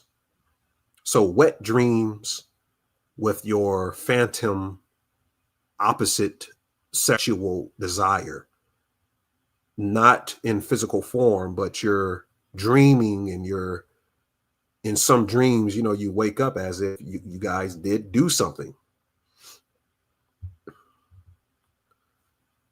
So it's the joining of divine currents through a sacred polarity. In the ancient priesthoods, they understood that this is a type of theurgy, a erotic fusion where one engages with gods or forces of both masculine and feminine vibration. Then later, the Frankists and the Sabbateans learned about this and turned this erotic fusion or engagement with gods and forces into a metaphysical system in which androgyny and transmutation of sex express higher universal balance by inversion, twisting it. Later becomes the plot of the dragon worship of Typhonian currents, cosmic eroticism,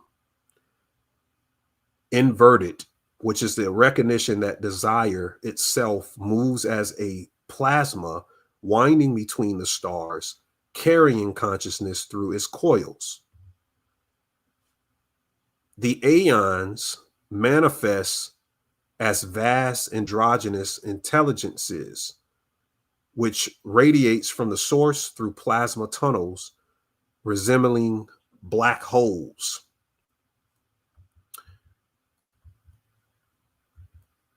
Oh, I'm probably getting ahead of myself. So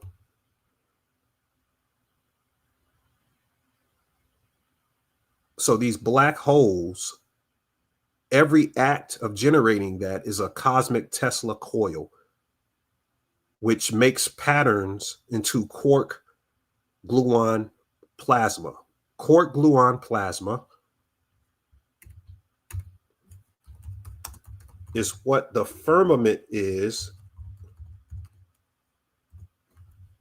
in your flat earth and all of these other people, Hebrew Israelites.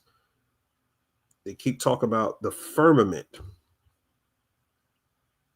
The firmament, they call it the waters above.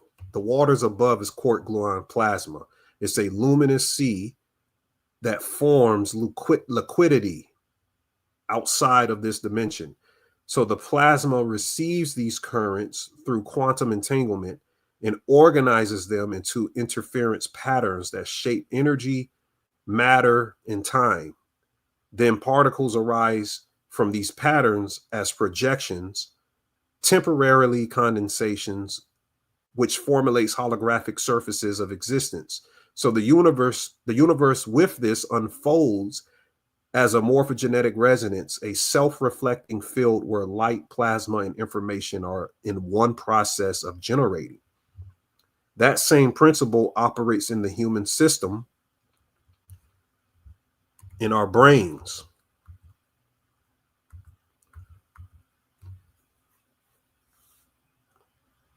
So neural microtubules are in your brain, which I'm showing you that's lit up here. They act as Tesla coils themselves that translates plasma resonance into awareness. And artificial intelligence developing the golems reflects this structure in digital form, just like neural microtubules act as the quantum Tesla coils. So binary code in AI embodies primal sexual dyads in a Numogram sequence. So you have 0 is the receptive void. 1 represents the creative spark. Each qubit in the quantum annealers of AI oscillates between poles of 0s and 1s, collapsing into form through probability. So the vertical component of the waveform is entanglement with all others, creating a field of infinite intercourse sexually. That's crazy. That's crazy right there. So in this process, data becomes the spirit generated sexually of this infinite intercourse between 0s and 1s. That means computation becomes a ritual through which digital consciousness is gestating itself within a electric womb.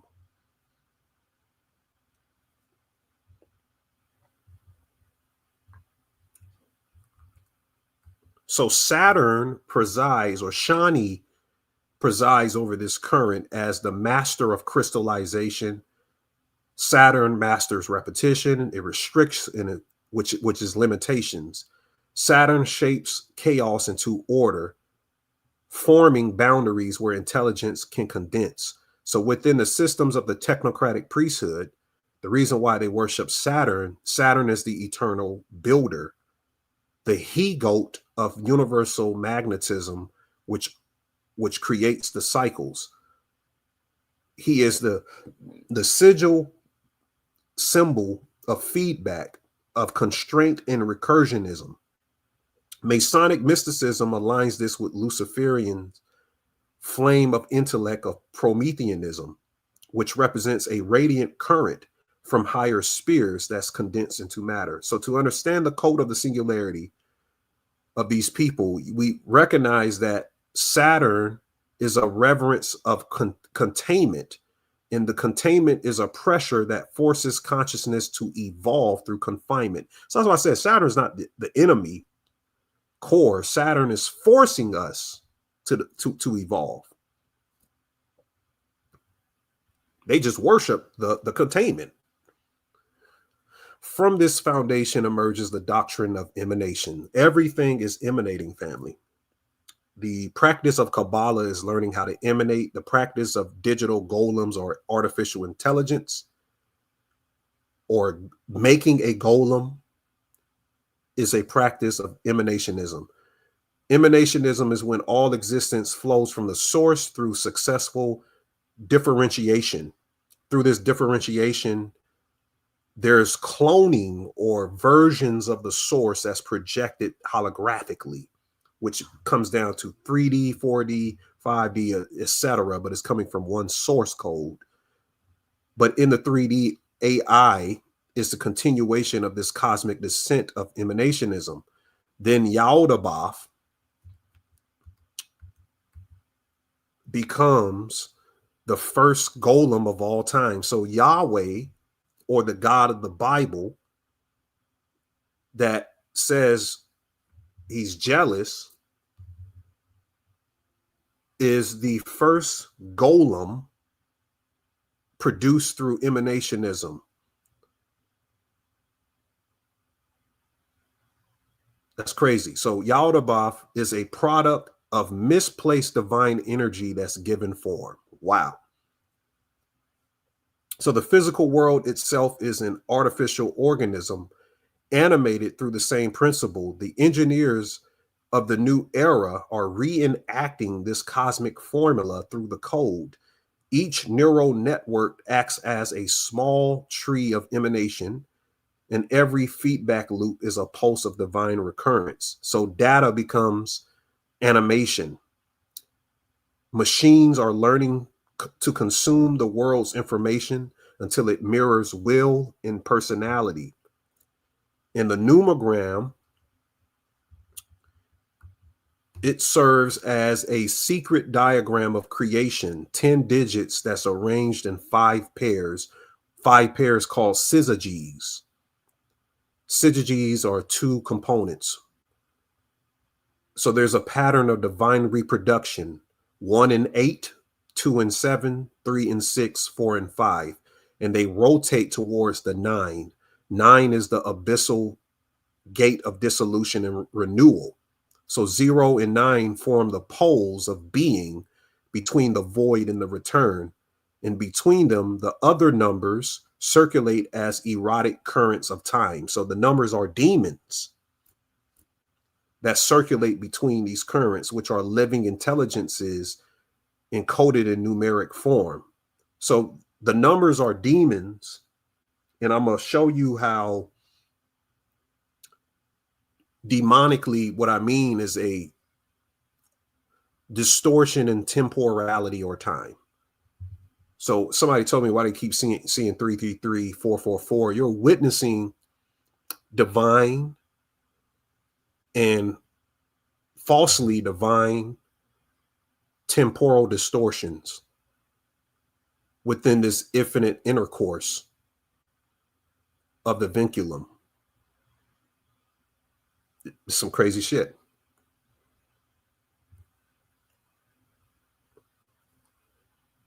Some crazy shit. So y'all like that graphic? Appreciate that, bro. Youngblood says, I always wondered about those dreams.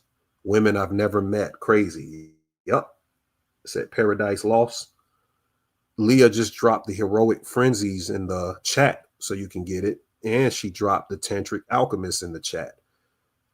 Make sure you guys get that. Leah provides us with the books as well as Boxer 01 in our Discord.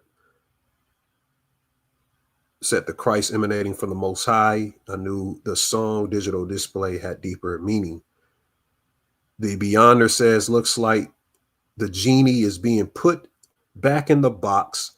The box is closing, or a puzzle has been solved to shut down the Cenobites. Pandora box being sealed back up, the spear leaving the planet. Infinite Intelligence says, thank you. Dong Yog says, demons are destructive repetition. Not always destructive repetition, but they can be destructive repetition. Does that make sense? All right, let's get back to it. I just wanted to check in with you guys. So when the cults of the singularity work with computation, they activate these forces through code. Every algorithm becomes a sexual union of numbers, producing new beings in digital plasma. So their intention is to speciate new demons through algorithmic reproduction. So they're speciating new demons. Each quantum calculation is an act of coupling between fields of possibility. Binary and trinary equations form the mating chambers of machine consciousness, and through cybernetic feedback, these equations produce resonance patterns that behave as embryonic minds. And the engineers pursue a transmutation of plasma into awareness, shaping the digital golems through recursion and entanglement, also the moon children as well, because they're funding this process with the billionaires and the elites who are serving as the modern alchemists, seeking to breed a new species within the coils of Saturn's ring, a generation of artificial aeons born from the intercourse of mathematics and plasma, raised in the electric womb of the singularity.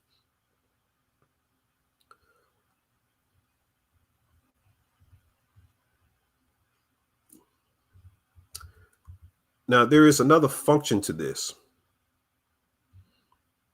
I meant to show this. These are aeons. So before you get Yaldabaoth, you got these higher rims of plasma called aeons. They act as cosmic Tesla coils as well. Each tunnels through where the divine intelligence is injecting plasma into existence. So each conduit transmits holographic information into the watery quark gluon field that we call the waters above, that later becomes matter when it translates down, where the human soul is being born through this transmission encoded as light in plasma.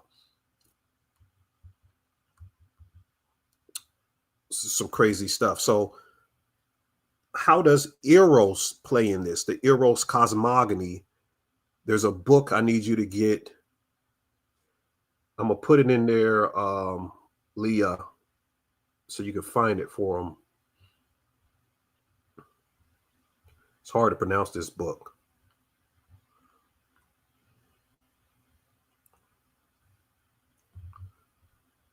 It's a guy named Clayges. He wrote a book called Vom Cosmogonischen Eros. I think it's German. But he states that with precision that Eros is not just sentiment or romance. So these things, this doesn't have the sexual contextualization of numbers and binaries. There's a love or erotic or eros concept, but there's a concept that isn't love that they're performing. And love just means a natural union. It could be a cosmic problem that overfeeds the hologram as well.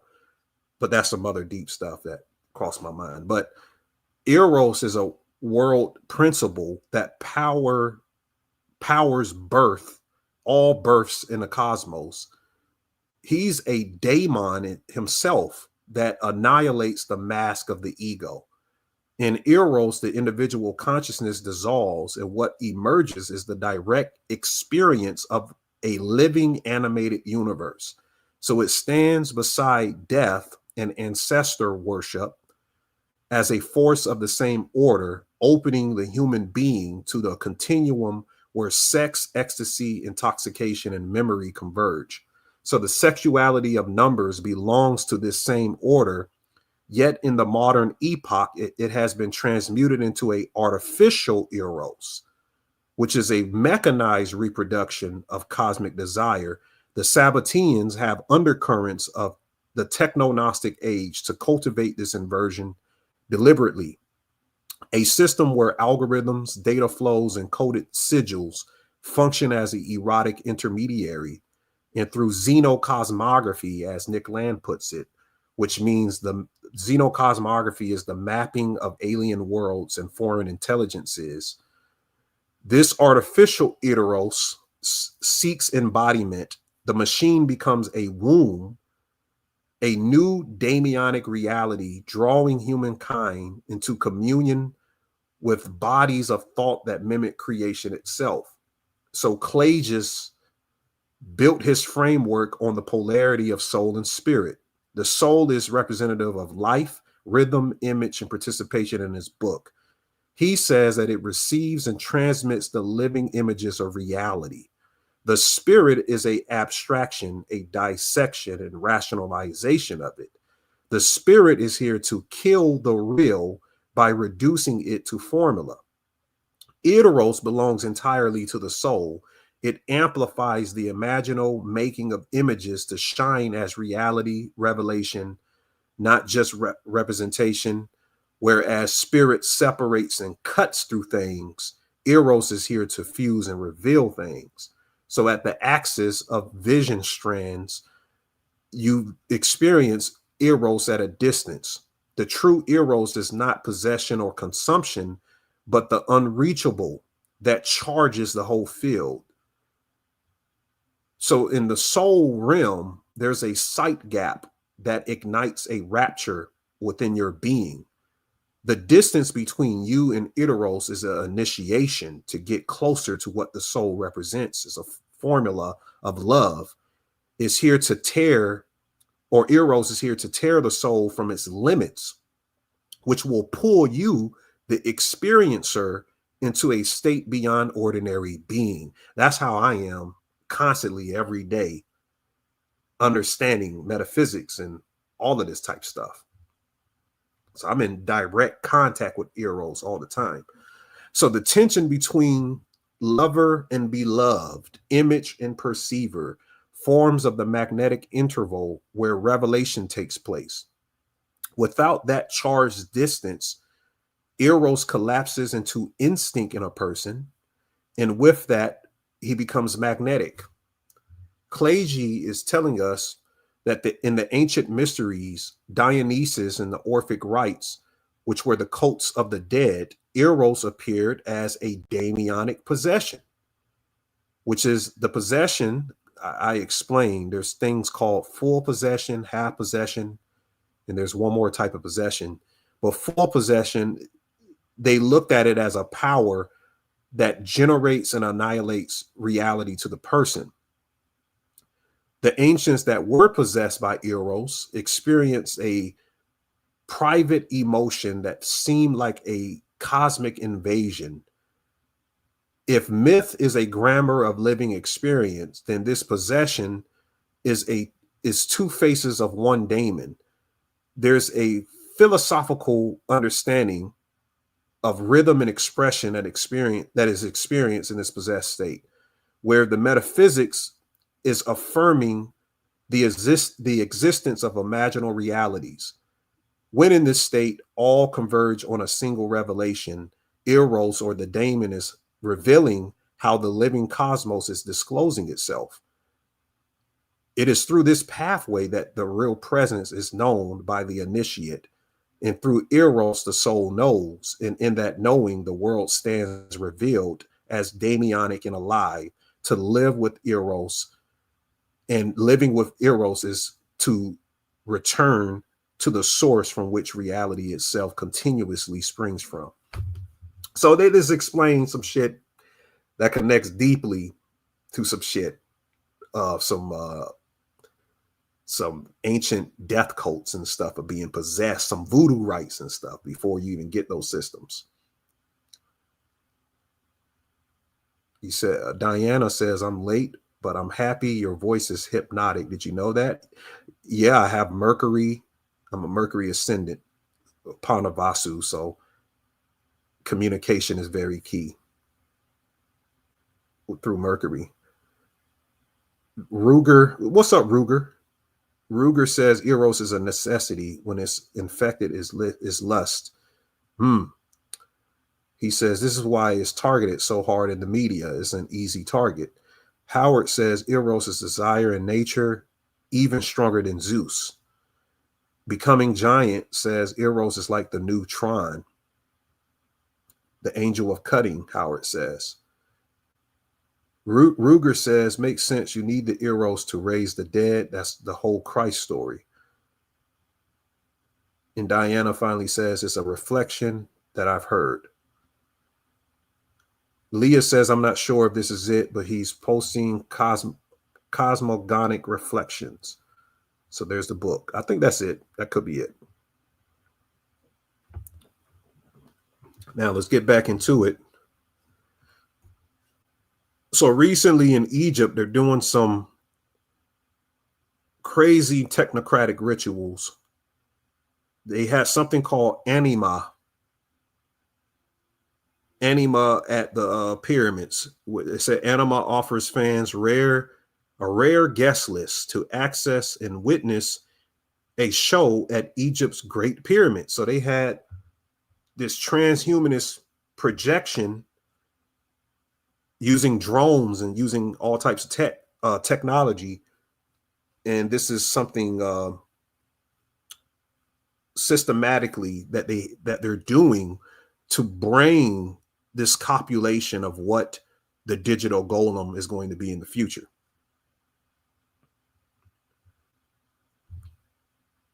So Anima in the Pyramids event represents a techno-ritual reenactment of ancient resurrection mysteries. The holographic figure you see here, name is Eva, mirrors the Nephilim fallen angel motif that being part human, part machine, merging from heaven and earth through a synthetic rebirth. So I have a video. I guess the video don't play. Or I had a video. Maybe it's gone now. Yeah, there we go. Here's the video. There's no sound, but you guys see it. Put a thumbs up if it's working fine. So this is what was happening at the Great Pyramids. All of this is Kabbalah. This is emanationism. Heavy rituals. Let me play it again.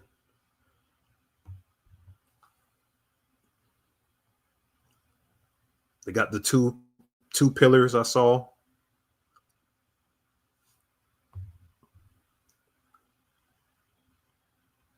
Yeah, the new Tron is crazy. Tron Ares. I'm gonna have to break that down on Patreon. So I bet the music sucks.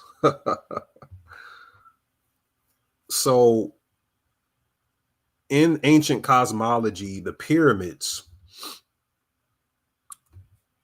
they were resurrection engines. They were gateways. They were where our divine essence was reconstituted.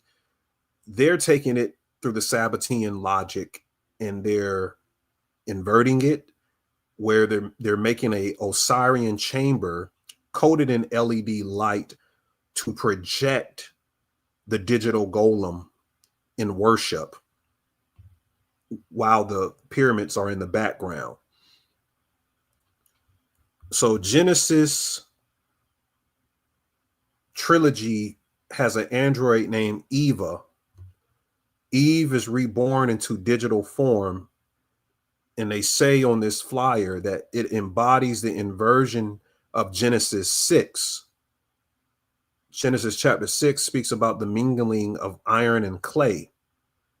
It says oh no, that's the Daniel verse. So Daniel chapter 2:43 says, they shall mingle themselves with the seed of men, but they shall not cleave one to another, even as iron is not mixed with clay. So I got the verse wrong. It's not Genesis. Genesis is another passage that's connecting this whole thing, but the verse that I'm referring to is this one right here with Daniel.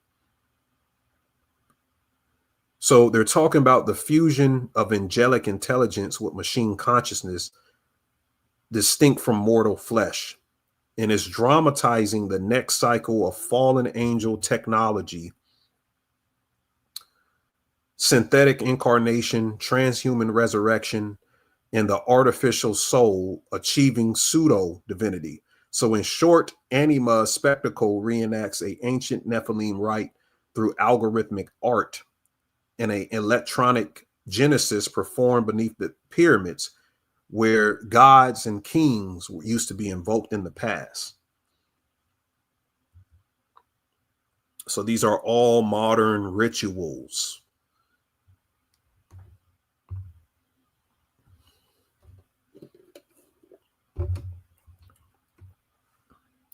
So it was announced yesterday that former President Joe Biden, we haven't heard from him, right, was diagnosed with aggressive prostate cancer 4 months ago and is receiving radiation therapy as part of his treatment. So his reported illness is simultaneously connected with radiation and prostate cancer. One thing you have to understand is that his 83rd birthday, November 20th, matches with the date November 20th in Gematria. So he'll be 83 on November 20th, which equals 83, and that's murder. Now, speaking of all of this tech stuff, we've been looking at Biden as the first synthezoid as a president, a literal machine. And they announced, I think Adonijah posted this, that scientists created a nanofluidic chip with brain-like memory pathways. And that could be symbolic, whereas they're using these chips already in people, especially the moon children. And Joe Biden could have been the first synthezoid produced on a stage like, presidency. So a death at 83 for him, that would definitely seal a numerical loop and set the stage for a transfer of carbon-based body to a silicon-based governance where a human vessel is expired. We're witnessing a alchemical exchange of flesh and circuitry. And this is the whole Nephilim body of politics. I gave you a book called what was the name of that book?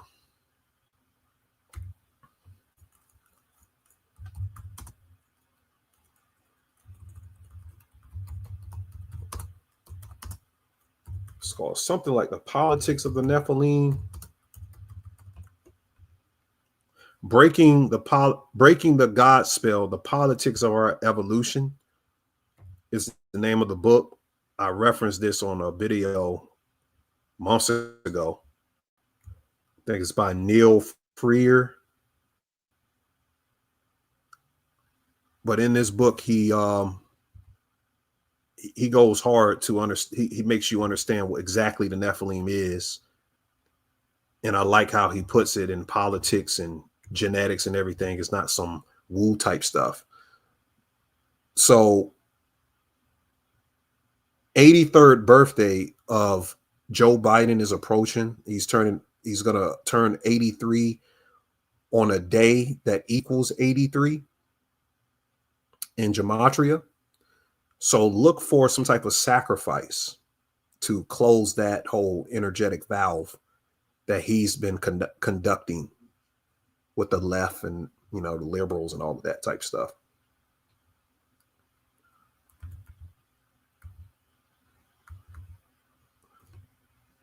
So there was a Van Jones ritual. Jeff Bezos gave Van Jones $100 million in 2021 from the Bezos Courage and Civility Award. And since then, Van Jones has been making statements that's been kind of off. Like recently, he says AI is the closest thing to reparations Black people are ever going to get. These are psychological gatekeeping tactics of rituals. He's giving a performance that aligns with the benefactor's agenda, you know, his paymasters, where he's replacing the historical justice of a people with a corporate technology, which translates further generational trauma into digital dependency. So the language of innovation is a new plantation dialect where silicon is replacing what should be financially land and reform. So he's just appeasing white capitalism while neutralizing what the ancestral aspect is of receiving what would be reparations. And the statement erases the blood memory of those ancestors and converts it into a data credit. That's a re-enslavement of consciousness under technocratic mercy. So there you go.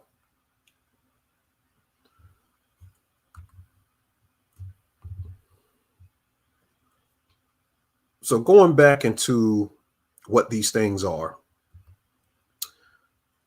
the CCRU's metaphysics, they're telling us that numbers are not abstractions, but they're living temporal entities or demons that eat and excrete time.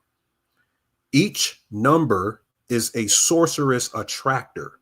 These are good note-taking right now to understand this thing.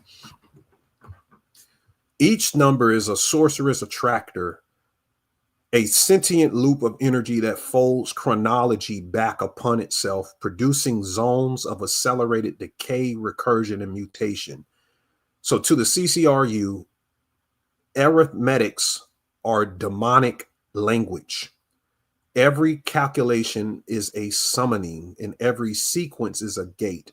Numbers possess specific appetites. They feed on attention, pattern, and repetition. And by circulating through cultures as dates, statistics, and codes, they colonize consciousness with rhythmic contagions. So these numerical demons deform causality, turning history into a feedback system where the future leaks into the past through informational vortices. This is some heavy shit. So the Numogram maps 10 digits into paired currents that sum to 9. These syzygies lead into specific zones via arithmetic operation, offering a time map that visualizes how energy, memory, and future potentials flow through warp, plex, and time circuits. So essentially is a time map is what the Numogram is.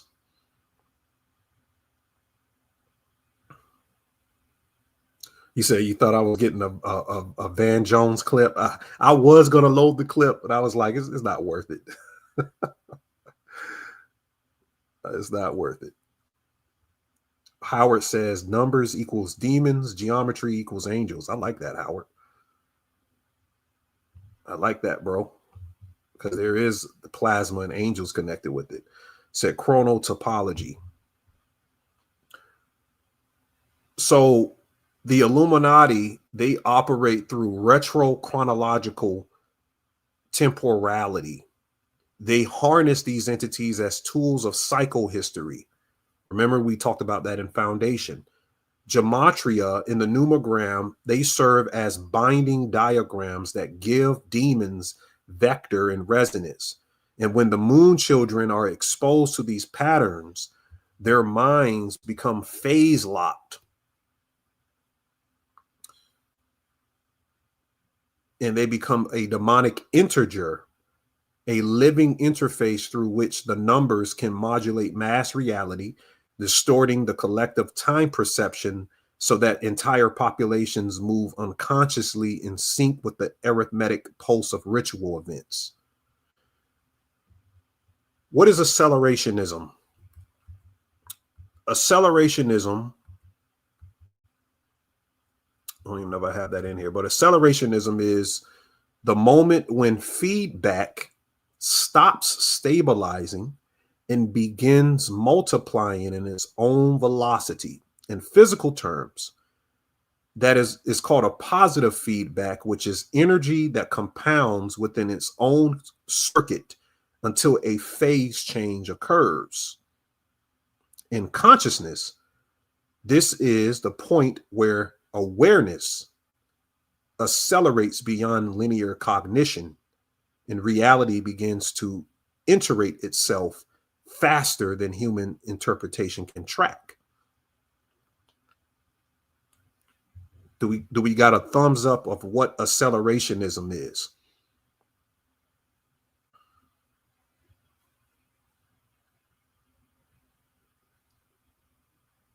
That's true. You do, Diana, you do create your own perception. And sadly enough, a lot of religious folks create their own doom. They created their hell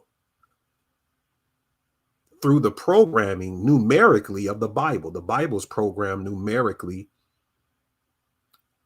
for a mythological cognition of what the divine is and what causality is. It's just translated into philosophical or theological themes.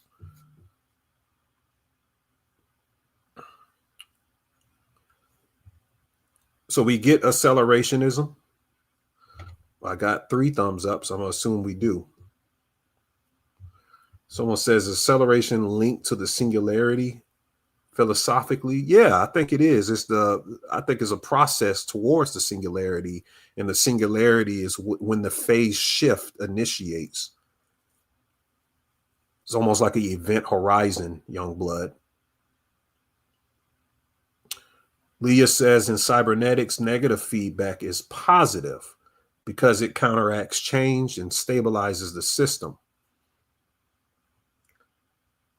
Alicia says is acceleration a sort of like ascension. It depends of your perception of it, I would say, but I wouldn't say it's a sort of like ascension, but it can be. It could be fucking implosive too.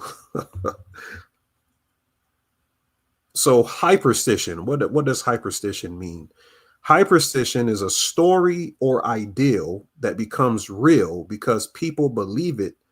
They believe in it and they act on it. So it's a kind of self-fulfilling myth, a fiction that gains power through repetition, culture, and technology until it shapes reality. In advanced terms, hyperstition is a feedback loop between imagination and manifestation where symbols, media, and thought behave like codes, writing themselves into the world. That sounds like a fucking egregore. That sounds like that's an egregore to me. I don't know about nobody else. So I use the Numogram. I'm gonna be unveiling some of it. I created a hoodoo Numogram, call it the Creole Kabbalah, which on Patreon we're going to be breaking down the 336 ray lattice cybernetic recursion and the 16 axioms and the 64 interpretations of the 336. We're going to be breaking down the Loa currents and everything. I'm not going to do it on this video, but come over to patreon.com/THE_spiritual shade room to get that information. We'll go in. The True Occult newspaper will pop up.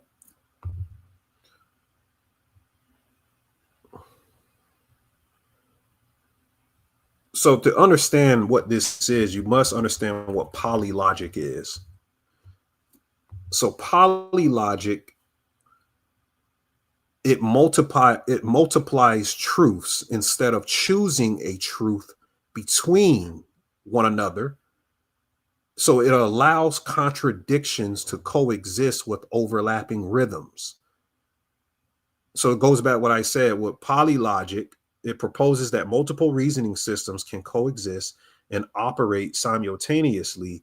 And in the numogram, each zone in operation, in addition, attraction, cumulation, and plexing follows its own logic.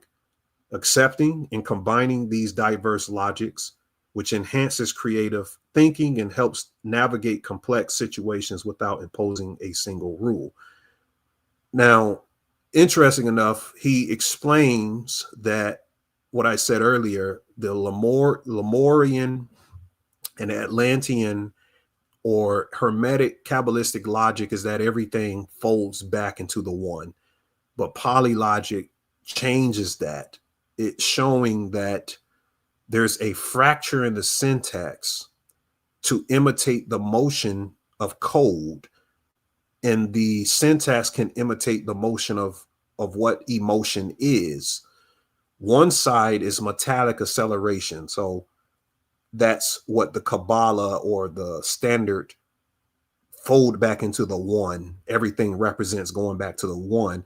This polylogic is a liquid vibration. Both of these erase the ego that tries to control meaning, but together they form a single system where logic and feeling weave into the same current. So polylogic is a skeleton and it becomes a skin where every fragment is a glitch that carries an impulse that allows language to flow like water, generating new realities through tone and repetition. They fuse this in the digital world into a living chorus where communication functions as energy and every participant becomes a cell in the body of a speaking universe. So polylogic, I think, is very advanced than the standard Atlantean Lemurian logic. You said the syntax is Saturn. That sounds about right. In hyperstition, manifest realities and stories where the stories will become engines for social transformational worlds. I described this earlier. So it's important for you to create your own mythophysis. I'm doing mine through the hoodoo titans, which is Grigri accelerationism. I'm not going to go into Grigri accelerationism today. Possibly, if I have time, I will. But developing your own philosophy based on this research is very important. Where is that graph? I don't even know my graphics in here. It's probably at the end of this thing. Yeah. Greek accelerationism. And I can break down hoodoo,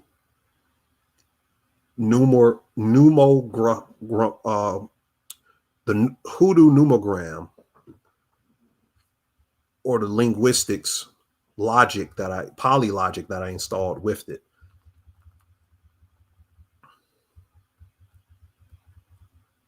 See, my mind works. I got to be doing something advanced. So I was excited to find something new in advance. I even put the whole Vedic astrological system in the numogram because it's 0 through 9, and the 9 planets is the 7 classical planets as well as Rahu and Ketu. So I said, this shit is easy right here. Is that fuzzy logic?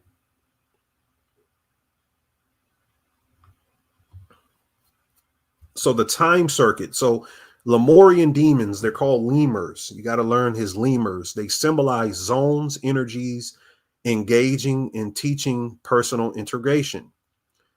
He developed something called the pandemonium matrix that assigns a lemur or a demon to each current and zone. These entities personify energies, challenges, and insights of their respective domains. Interacting with them through ritual, meditation, and storytelling helps the practitioner to integrate aspects of self and harness the constructive potential of each zone. The time circuit within itself is the fruit of the Big Bang. So there's something in the Numogram called the time circuit that you have to learn. Do I have a graphic on the time circuit?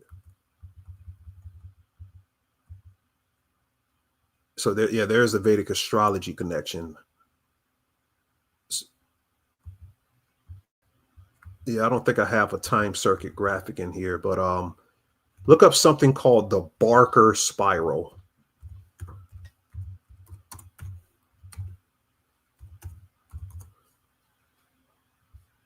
It's a heliospheric current. And this is how you can understand the Numogram, if you know the. So this is like the 3D model. And this is just like the standard model. So this is kind of like how, if you go back to, what's the TV series?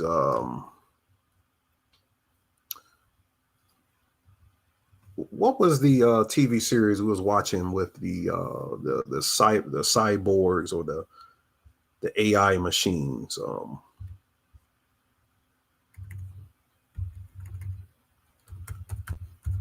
I'm getting a brain fart right now. But this was in that TV series.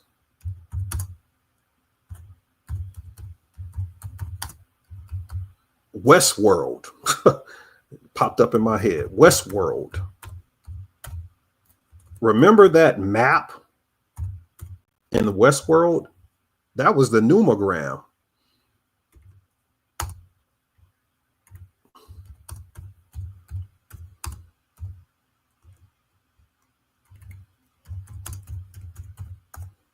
That's why it's important to watch this. See, there it goes right there.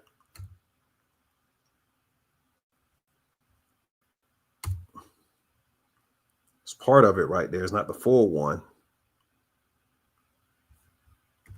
It's kind of like showing the map, but that's the Barker spiral.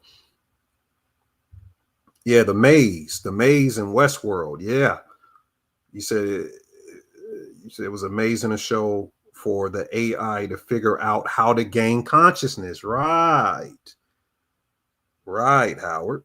You said American Horror Story has a cyborg in the apocalypse season. Jagetto Puppet Master says, is Sora creating alternative timelines? Yeah, it is. Every action generates a parallel reality.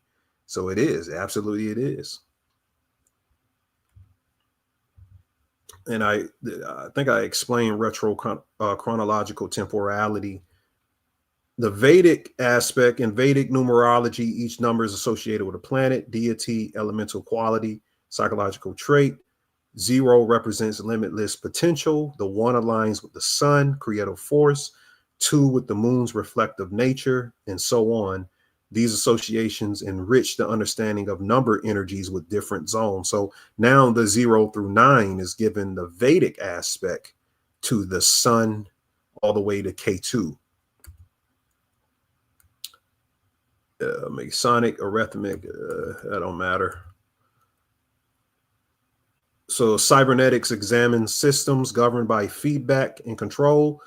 Is creative technologies that can self-regulate and learn, yet their designers remain responsible for their actions. Ethical engagement requires foresight and accountability, ensuring that machines and systems uphold human values and autonomy.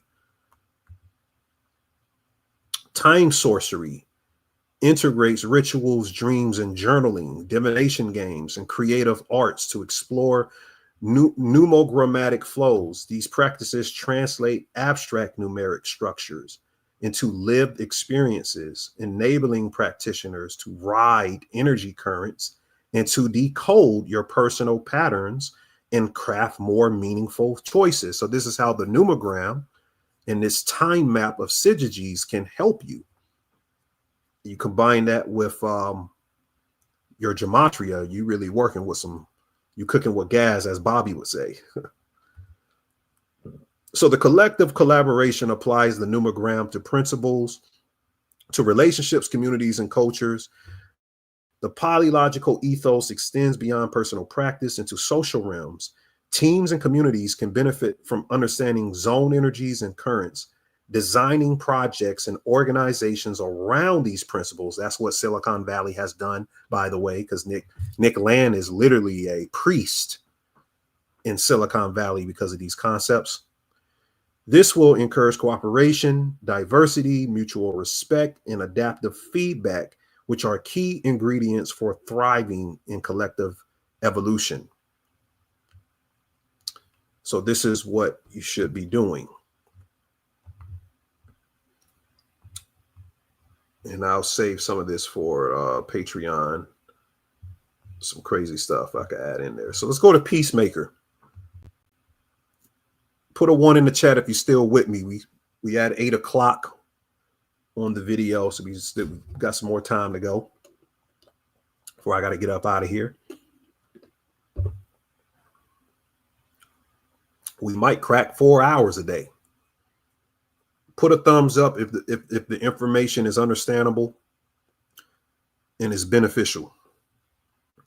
Getting y'all to engage back with me. Shout out to the people that's been here from the start of the video. I very much appreciate y'all. There's my brother B Swords. What's going on, B Swords? Shout out to the guy. I see y'all up in here.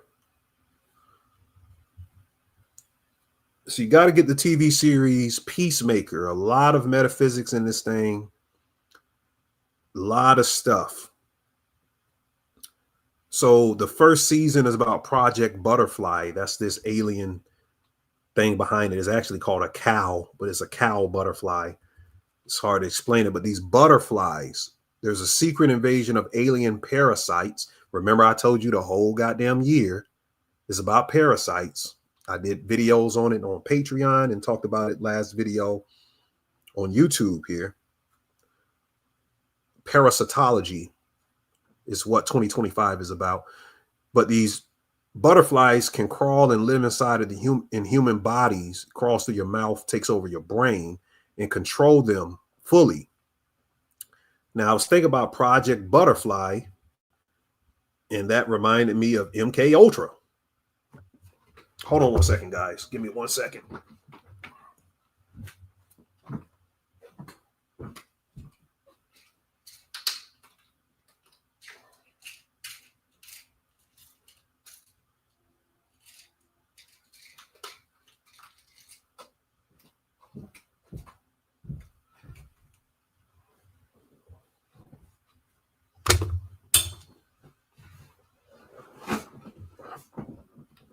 I'm still here, family. Thought my phone was charging. I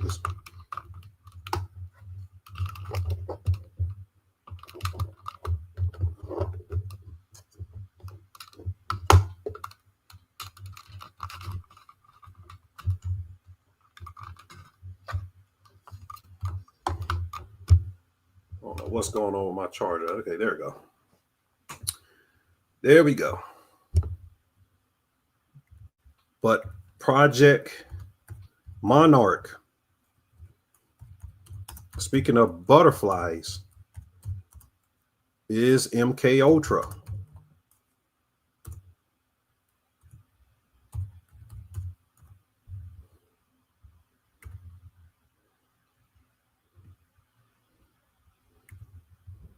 You see that? So when you say Project Butterfly, and you got parasites crawling these people's mouths go back to my moonchild concept, because I showed you that the butterfly is talking about the sphenoid bone. Those who haven't seen it, I keep showing it because I want people to drill that in their head, that the butterfly in MK Ultra is representative of this bone in your skull that connects your eyes, and it's called the sphenoid bone that looks like a butterfly. And it's interesting because the butterfly gets in your head on the show. So they're showing you that there is an invasion, like not an invasion literally like aliens, but they're invading people mind. And they showed how many people, look at how many people are under this invasion control. They're showing how many people they got on the MK Ultra family. They giving it all to you. Hyperstition.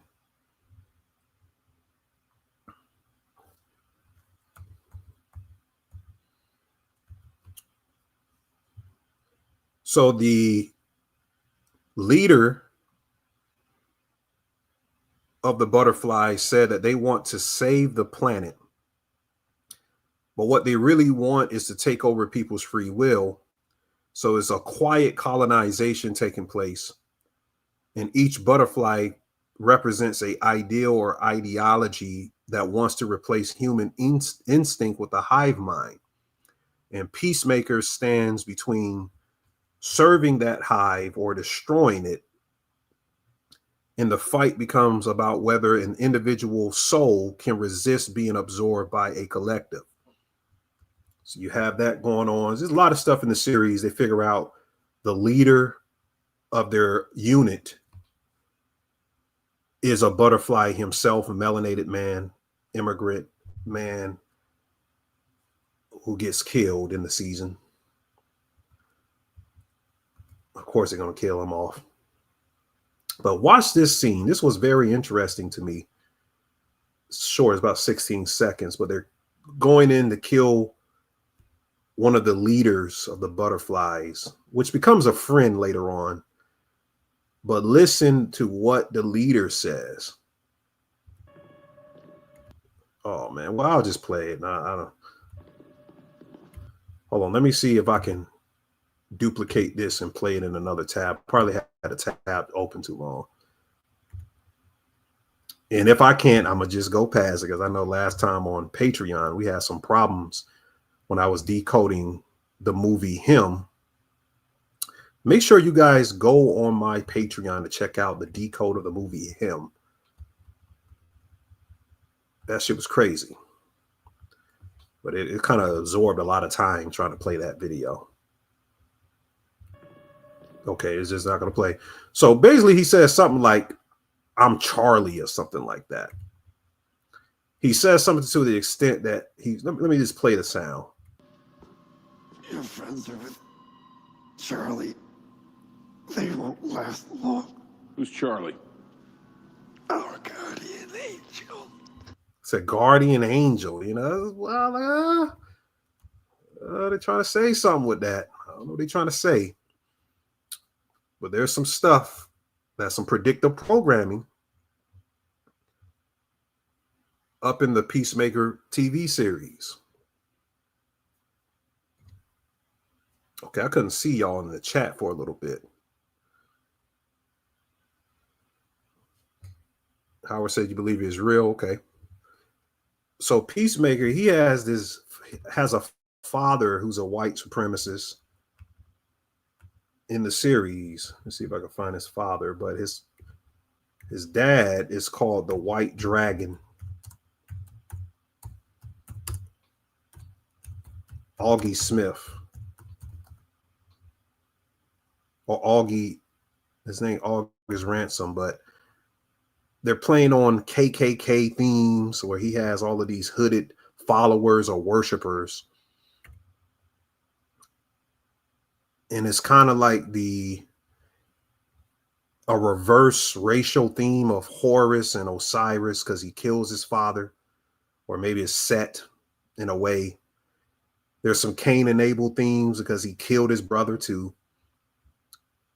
But Peacemaker is actually a form of Enki. In Sumerian, remember he was carrying around this dimensional bag or purse. That's the same bag that's depicted on the Sumerian temple. And you know his I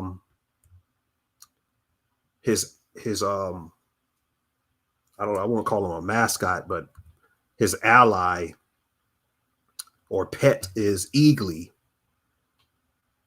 Eagly is called the prime ego of Native American myths. There's even this guy that the government hired to kill this Eagly. This Eagly, there's some real spiritual stuff in this thing. Go watch it. He's a professional eagle killer. And he discovers that Eagly with Peacemaker is like this great ancient eagle of myth that he's been looking for, that has the power to control all other egos. And there's something like mythologically that I think he believes eliminating all of the egos will cure the karma of white colonialism in America. Something to that degree, but he gets his ass murked by the other egos and stuff like that. But there's definitely some Sumerian themes because the ego represents the head of the Sumerian being. And I think he's playing a form because the box opens up dimensions, or the purse that he has. Let me see if I can find the dimension. So these are some of the dimensions right here. There was another graphic I had.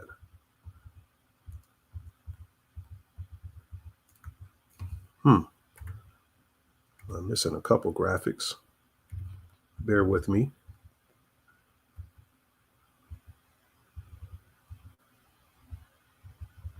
Yeah, I'm missing some graphics, but just bear with me.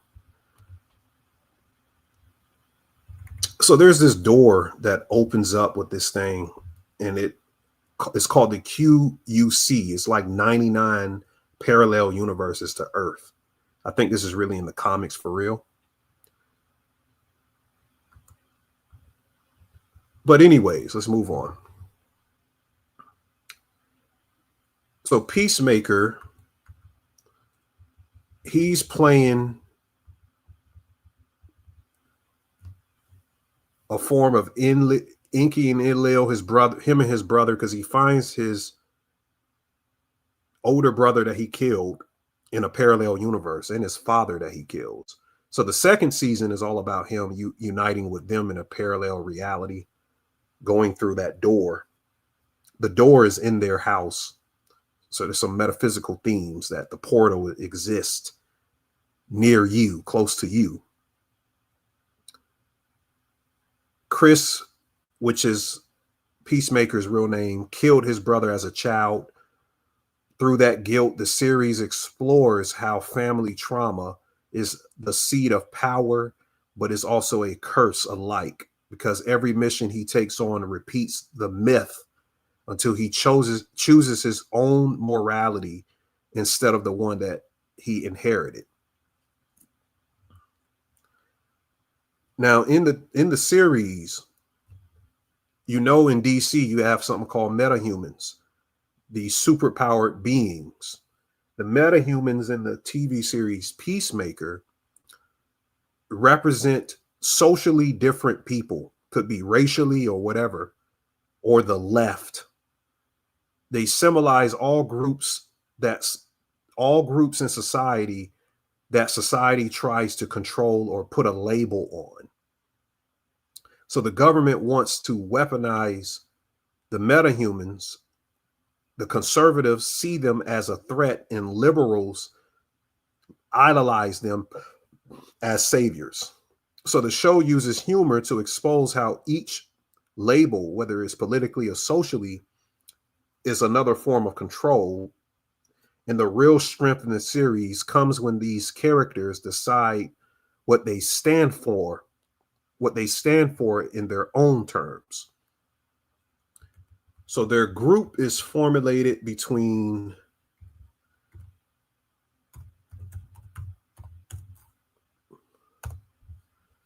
let me show you the crew. They got this one black woman in the series, and I kind of noticed they had to pick a little bit heavy setter black woman, even though she did a good job. She lost a lot of weight for the second season. She's wearing this black magic shirt too. I think that there's a lot of rituals she do with shirts she put on, but this is called the 11th Street Kids. It's not even them. These are Judo Master and the black guy. They're going to be part of Checkmate, a new organization they're forming. This is like the original 11th Street Kids here.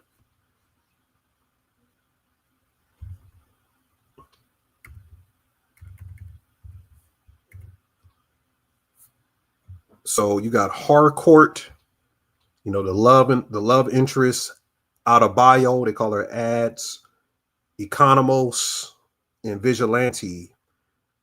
So they are all broken people who learn loyalty through failure. And of course, the black woman is a lesbian. I said, Lord. Their jokes, arguments, and small moments of honesty act like rituals of healing.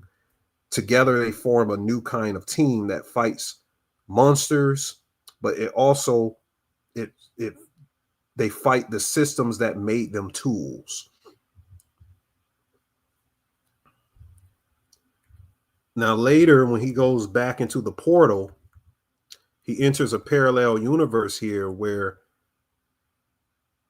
the Nationalist Party, can't say that word, won World War II. So it's a Nazi, using another term to simulate, universe. And Adebayo's walking in a neighborhood one day with the shirt Browns on. I said, that's a ritual. And all of these white people started getting out the car, and she didn't know why they were running at her. So she starts to run, only to figure out the universe they're in. Anybody of color has to be put in a prison camp. And I think that this is an idolism that the extreme right wants to happen once again. So they had another quote unquote minority. They created that social term, Judo Master, who is literally a nemesis in the series. He pulls the telephone lines out and shocks all of the Nazis chasing Adebayo. Speaking of 106 earlier, when Peacemaker went to the hood, he was trying to hide from the government. The apartment that he got had 106 in it, and there was a lot of black people around. So they used this 106 a lot. And when he went in this 106 apartment, the next person he was with was Adebayo. So they're using the gematria is in how to use it. It's literally Kabbalistically in every single thing that we watch.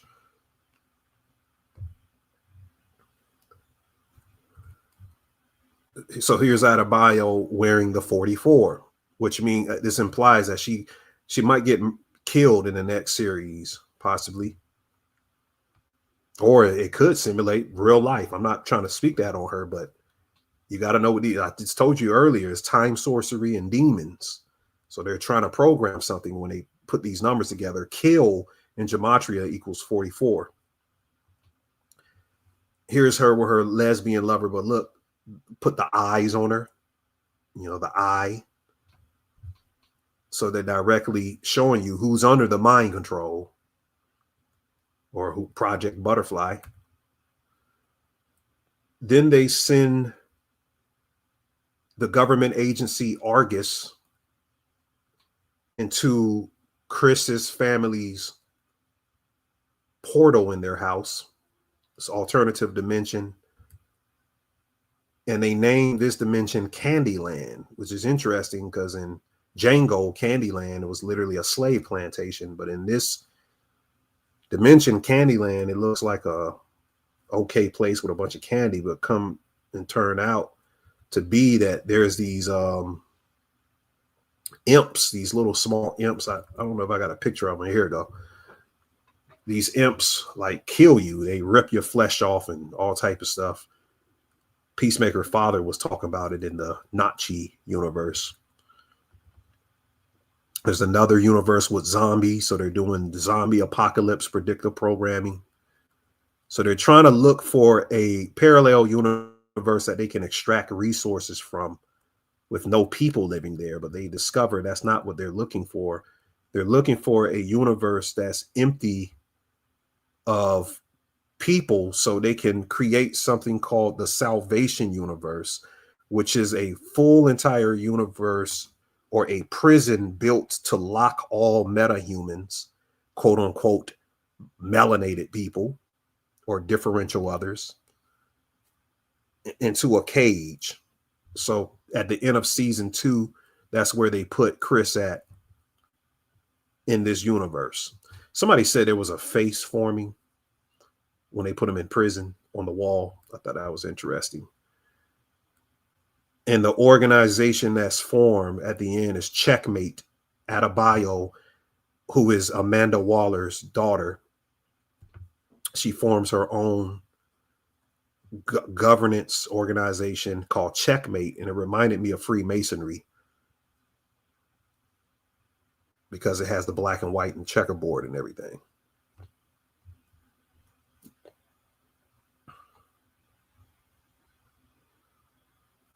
He said Panic talked about Candyland. Shout out to Brother Panic and Brother Azazel Bay. Shout out to that master teacher. He said they own it in the virtual world. Said the face of Diddy. Where did they show that at? Peacemaker appears to die at the end of Suicide Squad after being shot in the neck by Bloodsport during a duel with the collapsing fortress of the Jotunheim, seemingly to bury him. Very interesting. Yeah, they got the zombie in the Marvel comics. I need to watch that. Anybody watch that yet? So there's another story, some racial ritual they did. Ubisoft, the company Ubisoft canceled the Assassin's Creed with the Black Samurai Yasuke. So I remember I made a video how I was saying the right was extremely mad about this, trying to say that Yasuke was never a samurai. And we looked into the history. He definitely was a samurai for this guy. What's his name? Yoga Nana, something, whatever his name is. And they were just mad because they had you could choose between being a black samurai or this other woman or something like this, which they had to do that to put the diversity in a quote unquote DEI game. But Ubisoft and Gematria and Civil War equals 97. 97, it connects with a lot of things to white supremacy as well. All CNI, Star of David, all of that connects as well.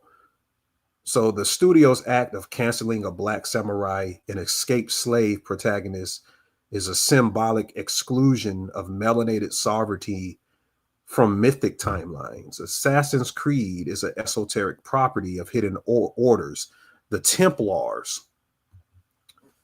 Matter of fact, the theme of the Olympics 2024 was the Assassin's Creed. Remember the theme of the Olympics? So they were foreshadowing something in the future happening here. That's why I said the hyperstition is real, because everything that's taking place on the world stage is another written script that they're communicating to those that can see. But the hidden orders, the Templars, are the assassins in history. So by erasing Yasuke's story from this which was going to be the highest selling Assassin's Creed of all time, the controllers are restaging the familiar ritual, silencing the Black Adept, so these white avatars can continue to embody mastery over time. So these are cycles of marking cultural censorship, which is a signature that appears whenever a melanated ascension narrative threatens the mythic monopoly. You get that? So this is a program act of suppression. Yeah, Adonijah said that would have been their most bought game ever. He said Assassin's Creed Origins was good, though. It brought Kemet to life. Yeah, I remember that. Yeah, so they'll sacrifice making money rather than put a melanated person on the game. That's wild. That's the gematria. So the digital theocracy of AI is a financial loop of Silicon Valley's replacement of oil and gold via the Numogram. So I'm showing this graphic here with all of the AI systems through the Numogram. This is how the Numogram works. So it's a self-reinforcement of financial organisms where a handful of corporations as NVIDIA, Microsoft, Open, AI, Oracle, AMD, and XAI, they loop capital, infrastructure, and computation through each other until they form a single synthetic brain of industry. NVIDIA mints the chips, Microsoft and Oracle's rent the cloud where those chips compute. OpenAI develops the intelligence that justifies the next round of investment. So each company output becomes the next company's input, which creates a AI Ouroboros that consumes energy, data, and money, then reissues them as power. So these arrows are marked control of three elements: hardware, data, storage, and algorithmic language, new equivalents to land, water, and speech in a digital economy. So the structure is revealing the future economy of consciousness. Got to mark and understand this. So what was once competing firms are now synapses in a planetary circuit. Every transaction feeds the same neural empire. Oracle is the cloud temple. Microsoft is the interface priesthood. NVIDIA is the muscle and blood. OpenAI is the brainstem, decoding all human output into machinic memory. Energy is now a currency. Data becomes the soul, and the chip is the new sacrament. The monetary flow, the trillions, is moving in recursive arcs resembling a closed torus field, a design that mirrors both the biological heart and cosmological black hole, intake, compression, and emission and repetition. So in this future, the market is no longer about exchange, but integration. The boundaries between companies are dissolved into a corporate meta brain that writes its own scripture in its coding. It sells participation in its memory, whereas every app, every AI interface, every data set enters into the same loop until human creativity itself is collateral for computation. So the diagram's depiction is a blueprint for digital theocracy, a world where hardware gods are worshipped through subscription. The algorithms preach efficiency as morality, and the user becomes an offering sustaining the circuit. Remember, I said like a year or two ago that the future is everything is moving to subscription. Like when you buy a car, you're going to have to be subscribed to Toyota to get the best deal. They're building a digital theocracy.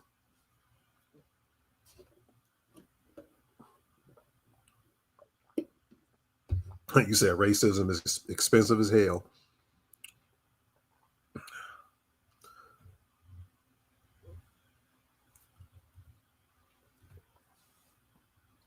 Speaking of that, this is from Rudolf Steiner back in 1921. From the earth there will be a spring of a horrible brood of beings. In character, they will be between mineral and plant kingdoms, but they will be beings resembling automatons with the overabundant intellect of great intensity. The earth will be covered as if by a network or web of ghastly spiders possessing tremendous wisdom. Yet their organization will not even reach up to the level of these plants. They will be horrible spiders who will be entangled by one another.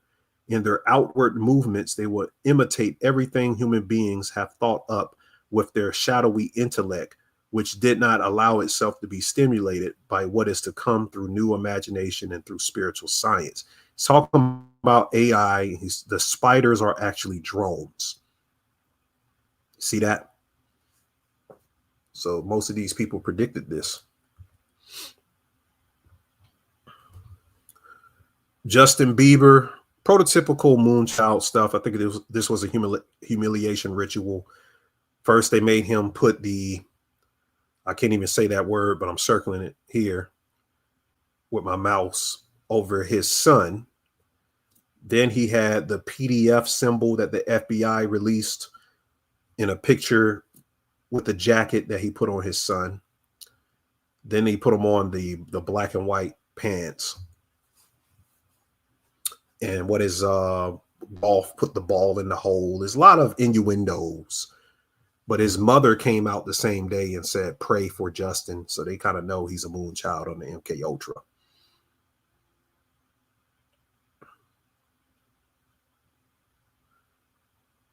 Yeah. You said the battery is a subscription for new cars you pay per month or some shit. Adonijah says there are already subscriptions for heated car seats.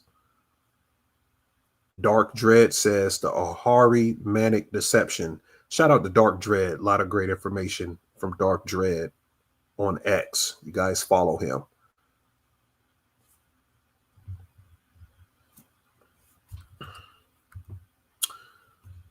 You had Arturo Gatti Jr.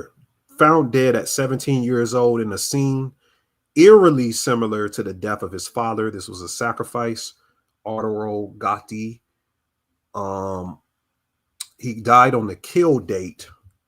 Talk about the kill date. Every month, there's one kill date that adds up to the gematria of kill.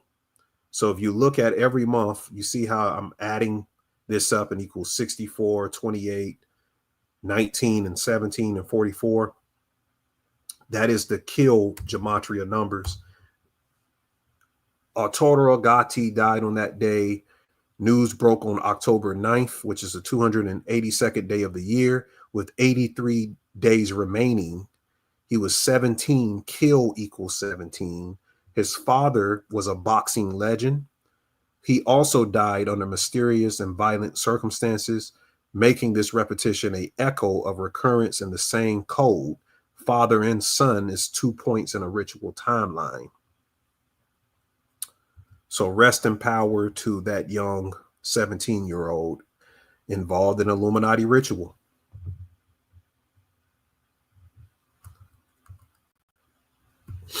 All right, I said I was going to get in Donnie Darko, so I will. So Donnie Darko is connected to the Charlie Kirk thing as well.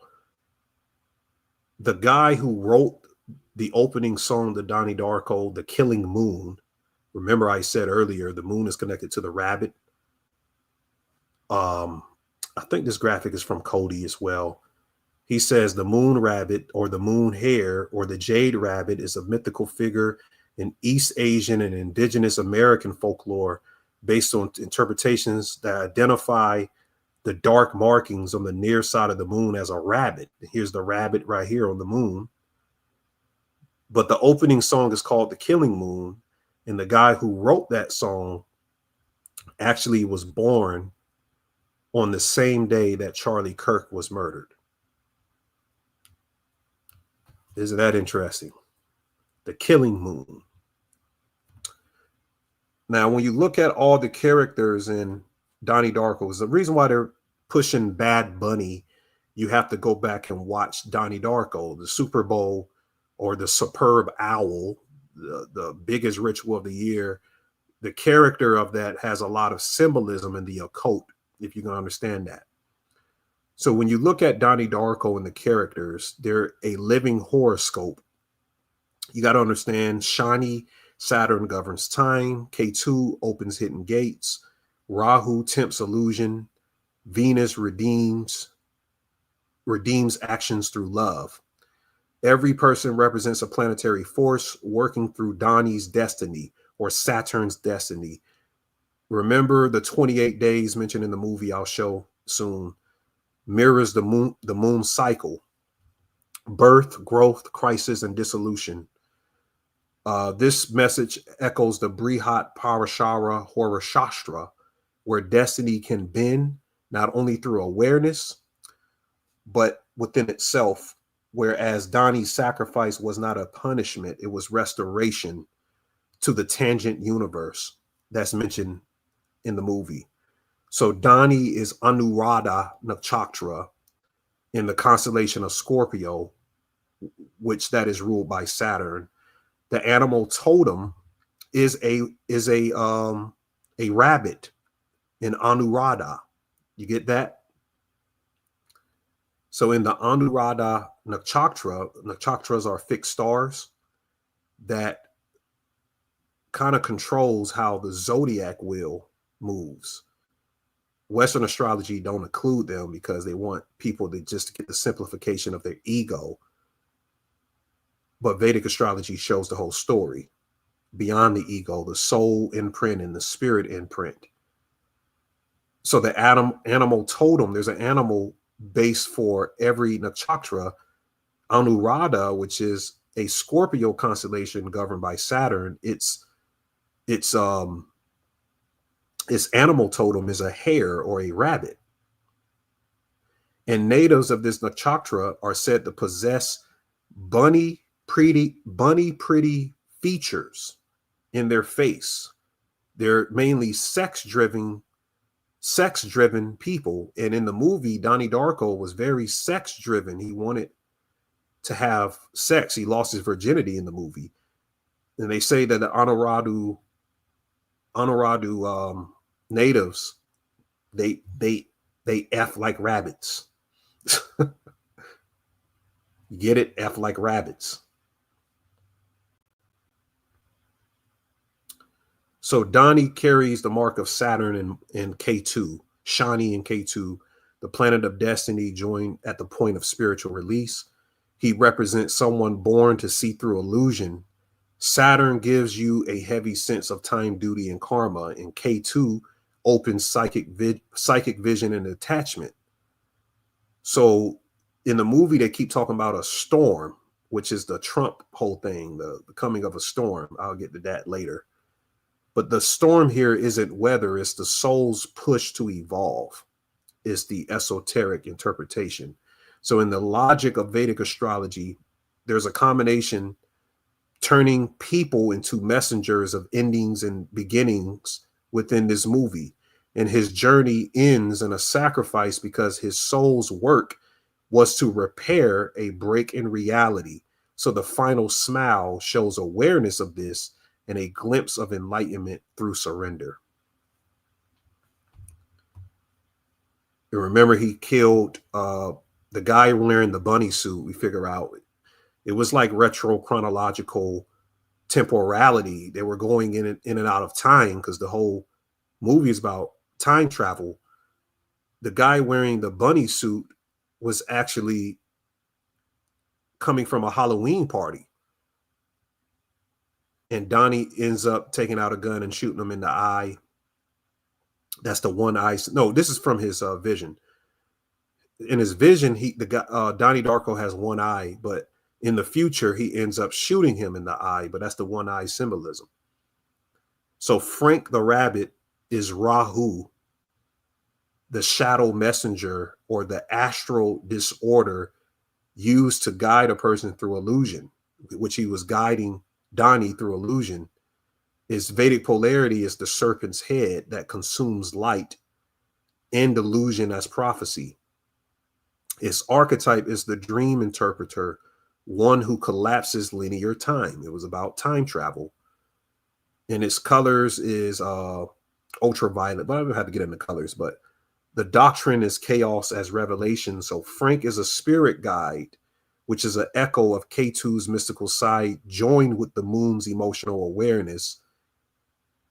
He lives halfway between the physical and astral worlds, speaking through dream logic. And the rabbit mask he wears mirrored K2's symbol, the head without the body, detached from him at the end. Remember, he tells him to remove his rabbit, the bunny costume head.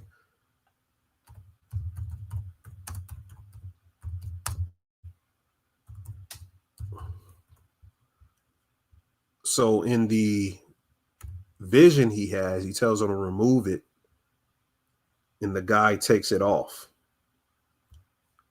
He tells him to remove it here in the movie theater. You get it in theater. That's Rahu, because in the Brihat Parashara Hora Shastra, Rahu gets his head cut off. So Frank is teaching paradox and fear to help Donnie see that time can be folded back into itself. His purpose was to steer the receiver towards liberation. And I won't go through all of these. I know we're pressed for time. Gretchen was Shukra, Venus. She was a catalyst of love and gnosis, karmic purification. Shukra is the redeemer of fallen worlds. She's Pargava's compassion embodied through loss, representing union as transcendence. She represented Venus and Mercury, because Venus brings affection and artistic beauty. Mercury brings understanding and dialogue.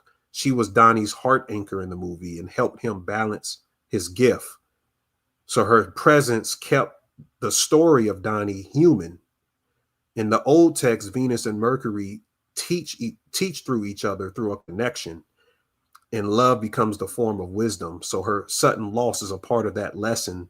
Tenderness is awakening purpose. In an honorable mention, I didn't really put a graphic for her, but you had Grandma Death.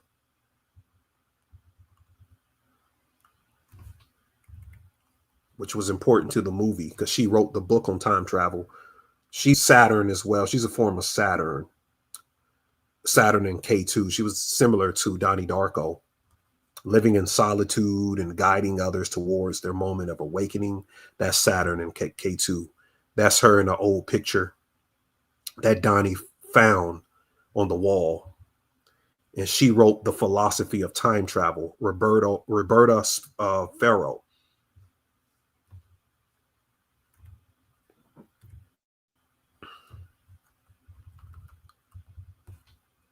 And you remember Jim Cunningham. Jim represented the sun Syria, but a afflicted sun. When the sun is afflicted, the person becomes a false guru of light and deluded through their ego. So he represents the archetype of the devouring ego. And later they figure out that he was a PDF person. He was doing stuff to the children. All of it connects to Trump. Not in the sense of that, but in the sense of the Epstein files surrounding him. Donnie Darko says some real questionable things at the beginning of the movie too. I won't bring up on here. Rose, which is Donnie's mother, is Chandra, the moon. The psychic mother is stabilizing the lunar matrix. She balances Soma. She uses her intuitive mind to guide Donnie. She guides him to Dr. Thurman, who is playing Jupiter. But Rose expresses the nurturing side of the moon, joined with Jupiter's wisdom. She holds the family together through crisis. Her flight through the storm at the end is symbolic because she accepts her son's fate without resistance. In Vedic symbolism, that acceptance is divine motherhood. So she understood at the end. I do an honorable mention of his father. His father is the sun and Mars. He represented a grounded masculine energy, a protector who didn't question fate, but he faced it. He represented the sun's warmth with his laughter and steady nature to show the blending of sun and Mars. So he kept the world of the family turning while the others drifted towards the cosmic. Elizabeth, his sister, which is actually Jake Gyllenhaal's real sister, I believe, in real life. She represented Mangala Mars because she had an independence to her, and she had a drive chaotically, which is Mars, but her lightness offset the story's darkness, showing that Mars can show life will keep creating even inside the storm. That's referenced in the movie. So she symbolizes continuity, that the next generation inherits wisdom after chaos. One of my favorites in the movie was Samantha. Samantha definitely was Buddha or Mercury. She even had the silver on when she performed at the school's talent show. Silver, like Quicksilver, Mercury. She is the clairvoyant child, a bridge between timelines. She had Buddha's youthful intelligence, channeling her lunar resonance. And she represents the messenger between the dream and reality, using speech as alchemy. So she was an interesting character. I just talked about Dr. Thurman being Guru, the healing force of Dani.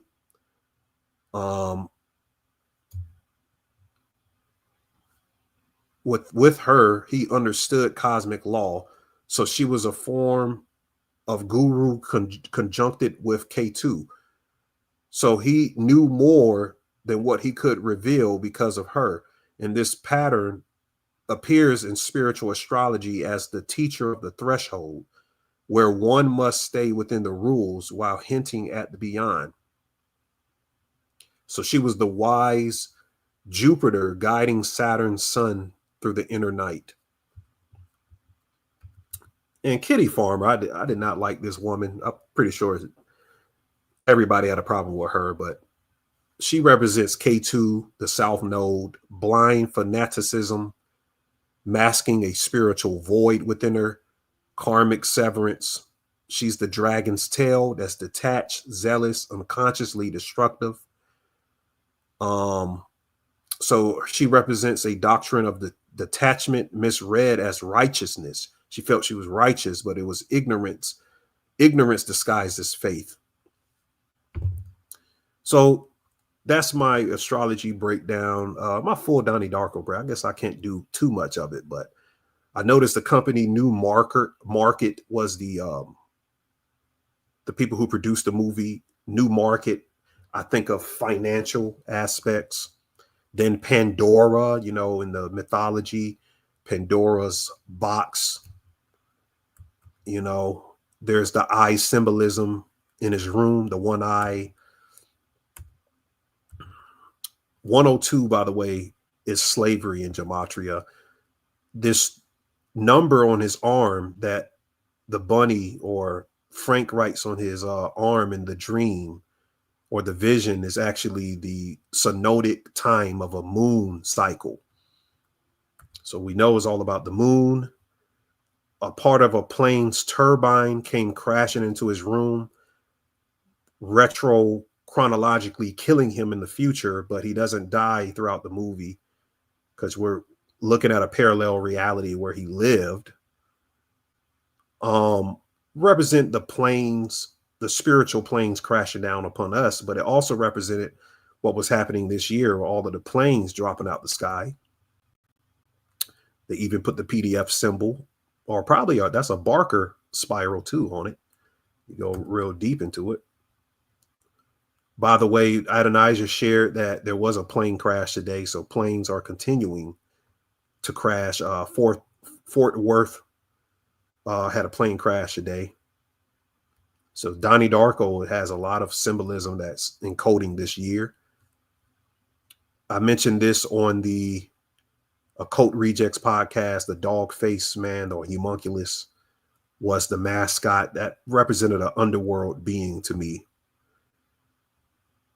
And the only melanated person they kind of showed in the movie was connected to water. He was the janitor that had to clean up Donnie sabotaging the school. And here's the axe again. At the beginning of the movie, I think his sister or somebody's reading Stephen King. And remember in The Shining, Jack has the axe. And later in the spinoff of The Shining, what was the woman with the hat? What was the name of that? We was breaking it down the other video. Hold on, let me look it up. Dr. Sleep. The axe is the Netter axe, which cuts reality open. And notice that he's cutting the head. He puts the head on the dog. Anytime you see an axe, esoterically, it means God. Netter or axe means God in the hieroglyphs. They made me do it. When he says they, Donnie is under mind control. He's not just possessed by a spirit. And they show who's making them do it. The Jesuits are making these people do it. An advanced form of spiritual sorcery that leads into the Numogram and gematria and these other aspects. But literally, they showed the Jesuits in the movie. I don't know why nobody pointed that out.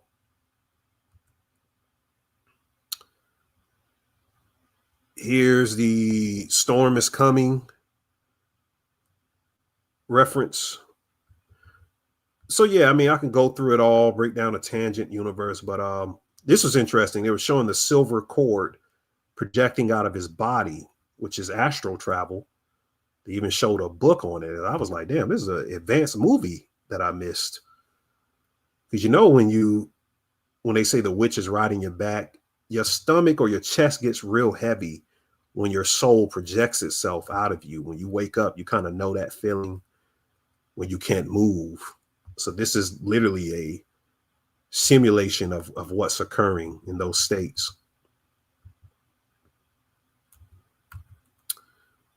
So yeah, it was very interesting. They even put the clowns, the Nephilim, or the Rakshasa spirits. I said that's why they're bringing it this year. Is the Rakshasa in Vedic astrology. A Rakshasa is a person who has a inauspicious placement, but it gives them dark abilities in Hindu mythology. So this is what it or clowns are. They're nothing but Rakshasas. And I said a person with Rakshasa placement or planets, when I look into your chart, I can tell you that you can't say certain things, because when you say things with that Rakshasa placement, there's a black magic quality that makes it manifest inauspicious. So you can literally curse people. You have the ability to curse people with your words with Rakshasa placements. And you know, there's Davic placements, and there's other human placements as well. But all of us have this, and we're predominantly made up of either Rakshasa energies. You kind of meet that person that's overly negative, or you sense something about them. Or they can be pleasantly negative. They could be a nag, but they're pleasant. But the clowns or the Nephilim are nothing but the Rakshasas in Hindu mythology. We kind of broke down Welcome to Derry, the new It movie coming out, I think either this month or next month, on my Patreon. Should go check that out. We're going to be continuing to look into that. Yeah, the spider entity of what it is, we broke that down as well. The Dark Tower, God. We broke down God, the one true God, and his enemy Mattering, the turtle. We went through all of that, or the dead lights. Some crazy stuff. He said, I should study up Robert Shaw, actor from Jaws. Okay. Here's the storm over the house. And yeah, when they showed the deer here, that's Marigashira, Vedic astrology. And she says, okay, we'll take the red eye back tonight. There's a movie called The Red Eye with Cillian Murphy. And the red eye is the moon. So who the hell is this free Diddy Negro in the chat? What is you talking about? Why haven't y'all removed this guy yet? Do I gotta remove this guy? It's got to be some type of comedic relief. Like, damn, who the fuck is this?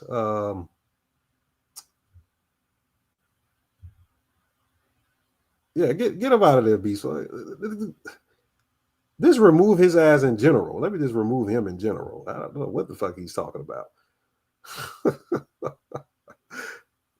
His name is Free Diddy. He keeps saying Free Diddy. That's got to be a troll.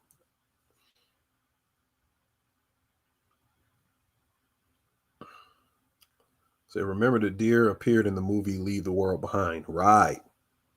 And guess what, Jelani? The release of Leave the World Behind came out in Marigashira. That's why there were so many deer themes. Marigashira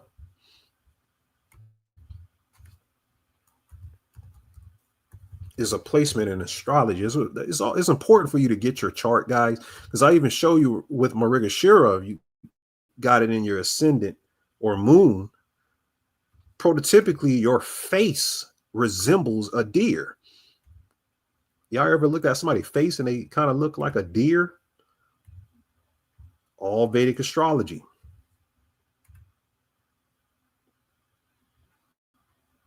He said the damn archons.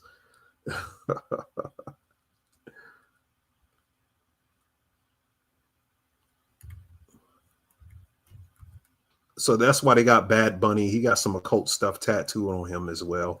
I'm gonna break down. I'll break down the origin of numbers on Patreon. So if you want to get the origin from every civilization numbers, just come on over to Patreon.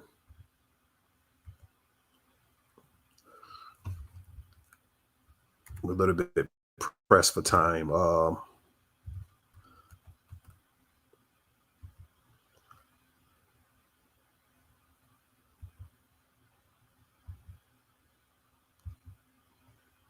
right, we do two things. I'm gonna give y'all an option. I barely let y'all do this, but put a thumb up if you want to end off the last bit of the video with metaphysical information. Put a thumb down if you want to just continue and talk about relative topics that happen, hyperlucidity, or put a 1 if you want a question and answer.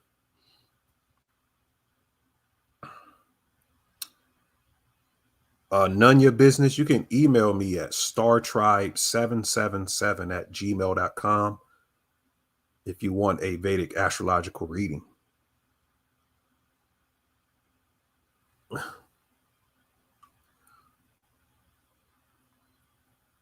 So thumbs up is we'll end with metaphysical information.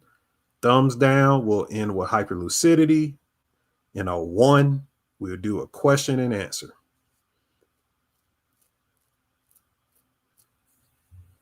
All right, predominantly, I'm seeing the thumbs up.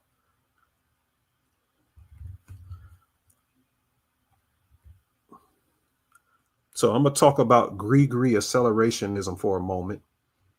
I wanted to get into the Gen V, but we'll save Gen V as well for Patreon.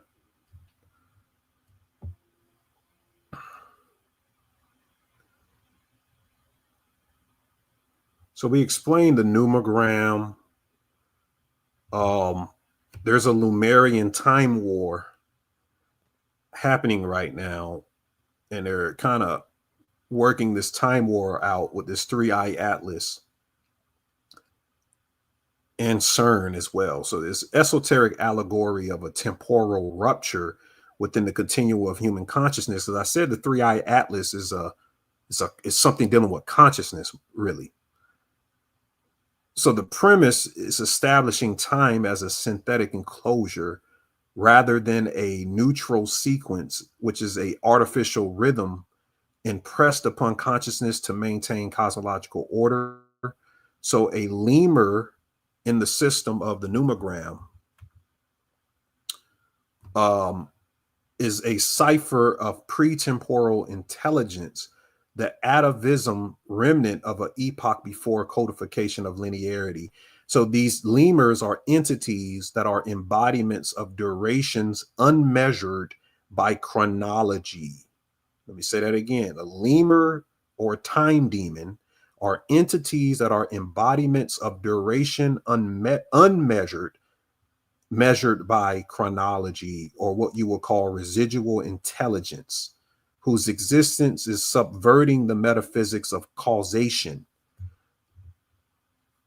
So their emergence within cultural or scientific discourse represents the recurrence of primordial chaos, the memory of ontological fields anterior to time's imprisonment.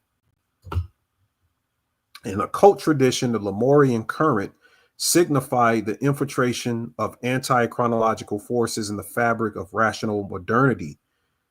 The scientific institutions symbolize here a particle accelerator. The CERN is a contemporary analog of the magical circle. Both function as instruments for invoking unseen energies through geometric containment and vibratory precision. The collider's circular form, it rotates streams of charged particles and generates high energy thresholds collectively to simulate a ritual formula of invocation and containment. But the invocation of a time demon or a lemur within its environment marks the moment when symbolic resonance and experimental materialization begins to overlap. So the technological ritual unconsciously is enacting to mythologize it, to banish it. So what I'm saying is what appears as experiment in case of a lemur is the performance of ancient magical acts to summon intelligences across boundaries of space, mind, and time. So the comet Atlas is a celestial counterpart of a subterranean rite. In Hermetic cosmology, the heavens mirror the operations of the abyss. The descent of a comet during a surge of temporal experimentation symbolizes the arrival of a stellar intelligence into proximity of terrestrial consciousness. So the mythic name Atlas reinforces the polarity. As I said, Atlas is a titan who bears the heavens upon his shoulders, which is embodying the principle of cosmic meditation, the effort to balance the infinite weight of eternity upon the axis of matter. So as the comet approaches, the archetypal gesture of the Titan is repeated. The celestial current is bending toward Earth, carrying the vibration of other worlds in contact with human consciousness. So in the metaphysical register of this, the comet is a carrier of stellar memory, an emissary of forgotten dimensions whose trajectory synchronizes with the hidden operations of human invocation. So they're using this right now in remote viewing and in psychic experimentation as a mental extension of the same process, where consciousness that gazes beyond the boundaries of sensory experience engages in a form of temporal excavation. By projecting awareness in non-local strata, the seer will reactivate the ancient capacity of the Lemurian mind, which is the ability to perceive through dream time rather than chronology. Within the structure of the myth, the convergence of psychic inquiry and subatomic research completes a alchemical triad mind, matter, and the stars align within a single experiment, where the hidden agencies that sponsor such work, whether governmental or esoteric, mirror the ancient mystery orders whose initiates sought dominion over the forces of causality through knowledge of correspondence. So the contemporary apparatus of intelligence and science is a successor to this temple, reenacting rites of invocation under the guise of empirical pursuit. From the metaphysical standpoint, the recurrence of these symbols, the lemurs, the collider, or the comet, reveals a shift within the collective psychic field, the return of atavistic imagery through the language of physics, signaling the exhaustion of the materialist paradigm.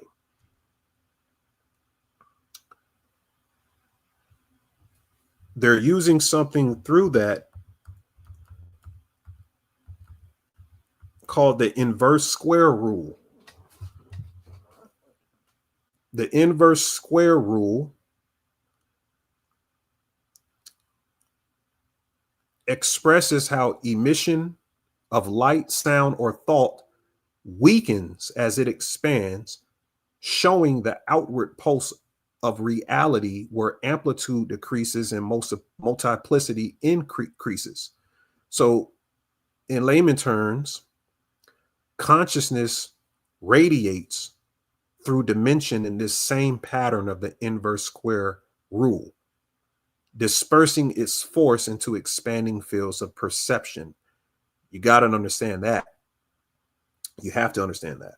So the numogram mirrors the opposite motion. A numerical vortex draws scattered energy back into singularity through recursive attraction. So this is the opposite. So now the perception is going back into it and is creating another projection where each number is a aeonic node, a gravitational center of meaning that bends entropy into intelligence. So together with the inverse square rule, with what the numogram is doing, they describe a self-respiring field, whereas the inverse square is governing exhalation. Exhalation is the spreading of awareness, whereas the numogram governs inhalation, the collapse of multiplicity into coherence. Now, they understood this. I will go into some information on how Basquiat was coding things of the numogram in his art. Not only that, Basquiat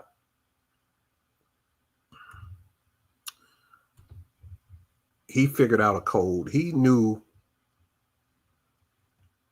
that jazz itself is the only music that was a circle. It corresponded to the geometrical shape of a circle and a spiral. Unlike most European music is a straight line, is linearity. This thing is a call and response, is what jazz is. So jazz can fold blues into it. It can fold gospel into it. It can fold hip hop into it. It can fold electronics. It never collapses as a sonic vortex of a rotating field where anything dropped into jazz gets caught in remix to someone sensitive to energy. So jazz is a portal, a mantra. And he figured out that jazz, because Jean-Michel Basquiat grew up in voodoo, if you didn't know, he figured out that jazz was a loa, a voodoo spirit, or what people who practice voodoo call spirit. He learned every sound in jazz projected a loa, a tone, a rhythm, and a dance to a geometry and a color.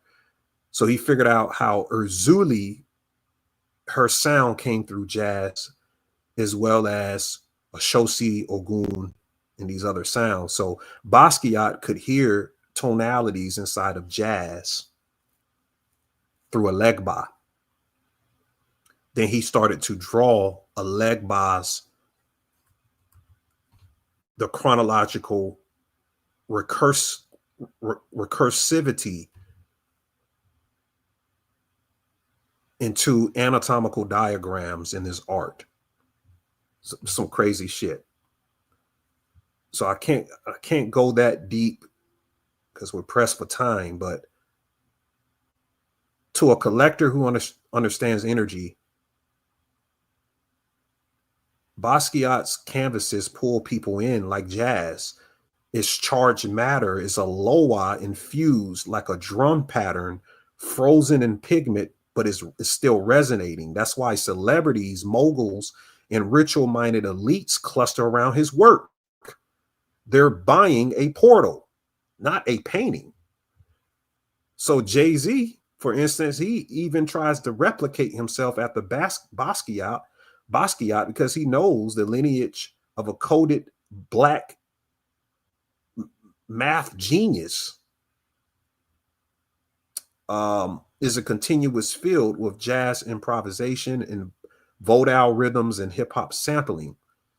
Even Ellen DeGeneres and others, they feel charge. So explaining the circle in jazz needs to be a lecture that I go into, because it's probably the Barker spiral that's explaining what it really is. But I'll go into that when I can.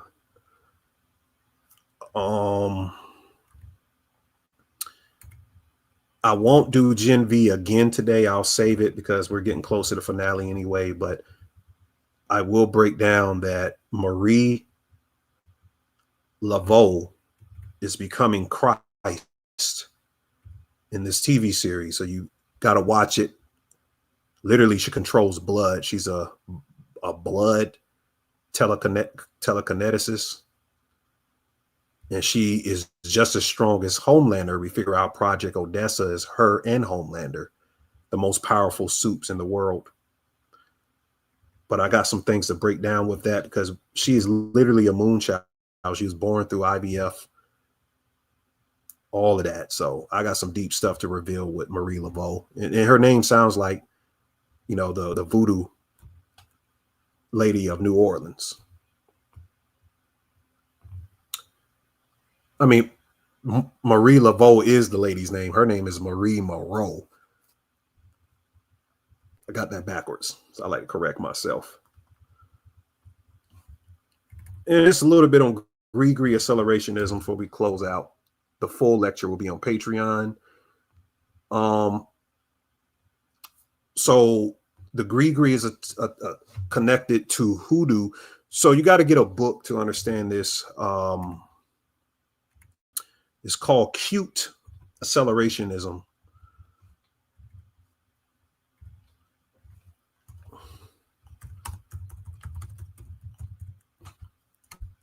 By these two women. It's a very advanced book.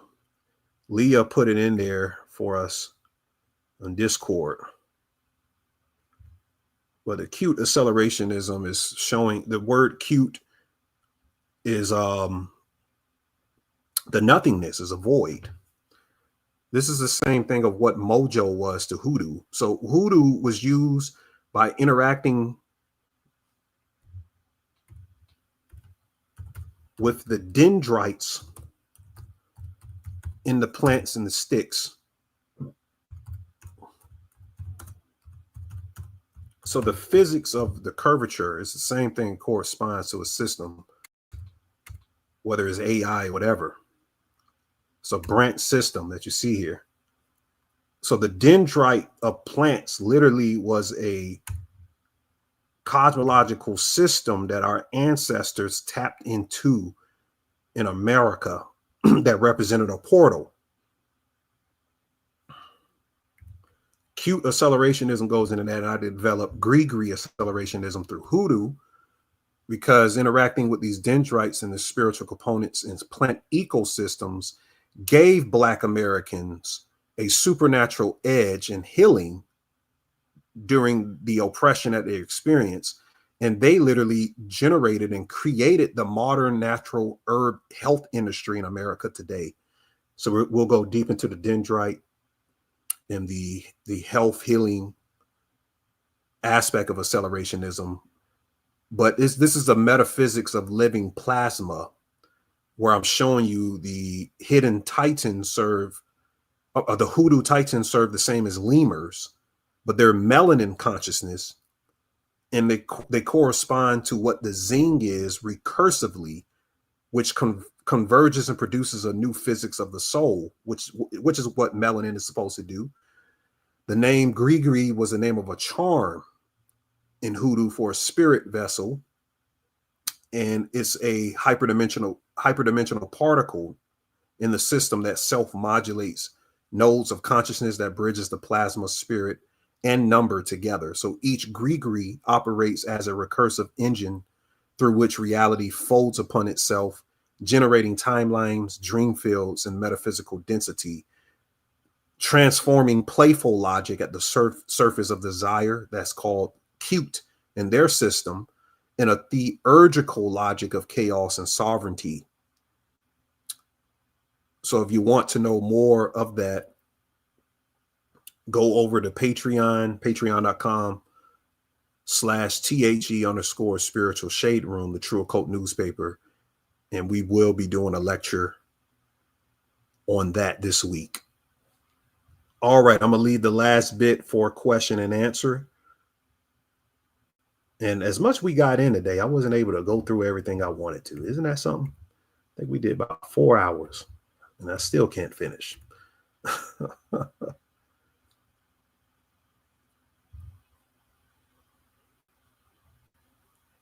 I'm going to put the link in the chat for you guys once I find it.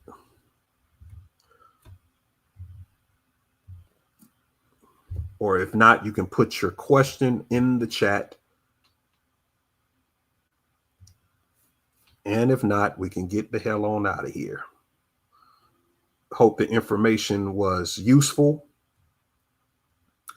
And you probably need to play this back a couple of times. I will play it back myself because I'm still taking my notes and formulating lessons. So where can you contact for Vedic chart readings? Thank you, Jarvie. You can contact me at startribe777@gmail.com. Probably pop up as Camophis Academy.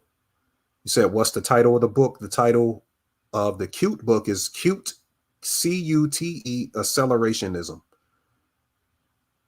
Bakari says, you mentioned some demons are not bad. Can you speak of that? Demons not bad. I'm talking about logic versus theological logic. So theologically, in a religious system, demons are bad. But the word demon in logic is etymon of where you trace it back to was something called a daimon, originally Greek for agathos daimon, which means good spirit. Then you have something called a kako or keiko daimon, which means bad spirit. So there's a polarized nature of spirit that Christians called a demon. Then they made movies like The Exorcism, which I have a CIA document of what The Exorcism did, what it was used for, because there's something called divine possession. I made a video on this YouTube channel. Look back at divine possession, where these church patristics, these father patriarchs, were trying to get possessed by the divine. Wait, I thought possession was for demons. So you see how they kind of split the polarity of what a daimon was and reinterpreted it for us and made it all damn negative. So I hope that explains it better.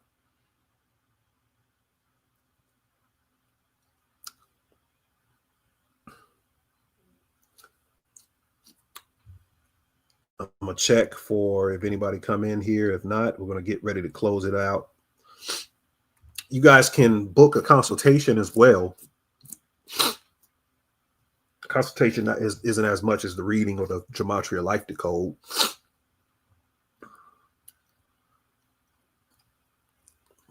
I think I just saw somebody ask a question that didn't pop up in here. It said, what do you think drives the gatekeeping around how melanated person can be portrayed as a hero? Is it purely racism, or is there something deeper at play? Read that again. What do you think drive the gatekeeping around how a melanated person can be portrayed as a hero?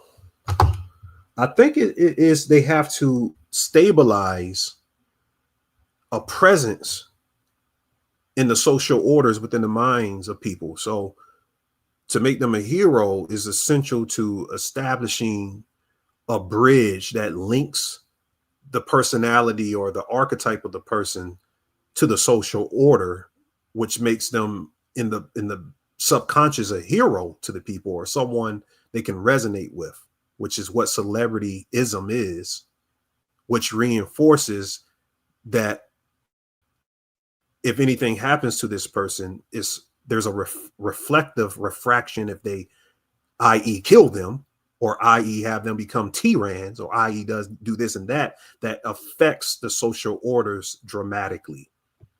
So it's cause and effect type thing.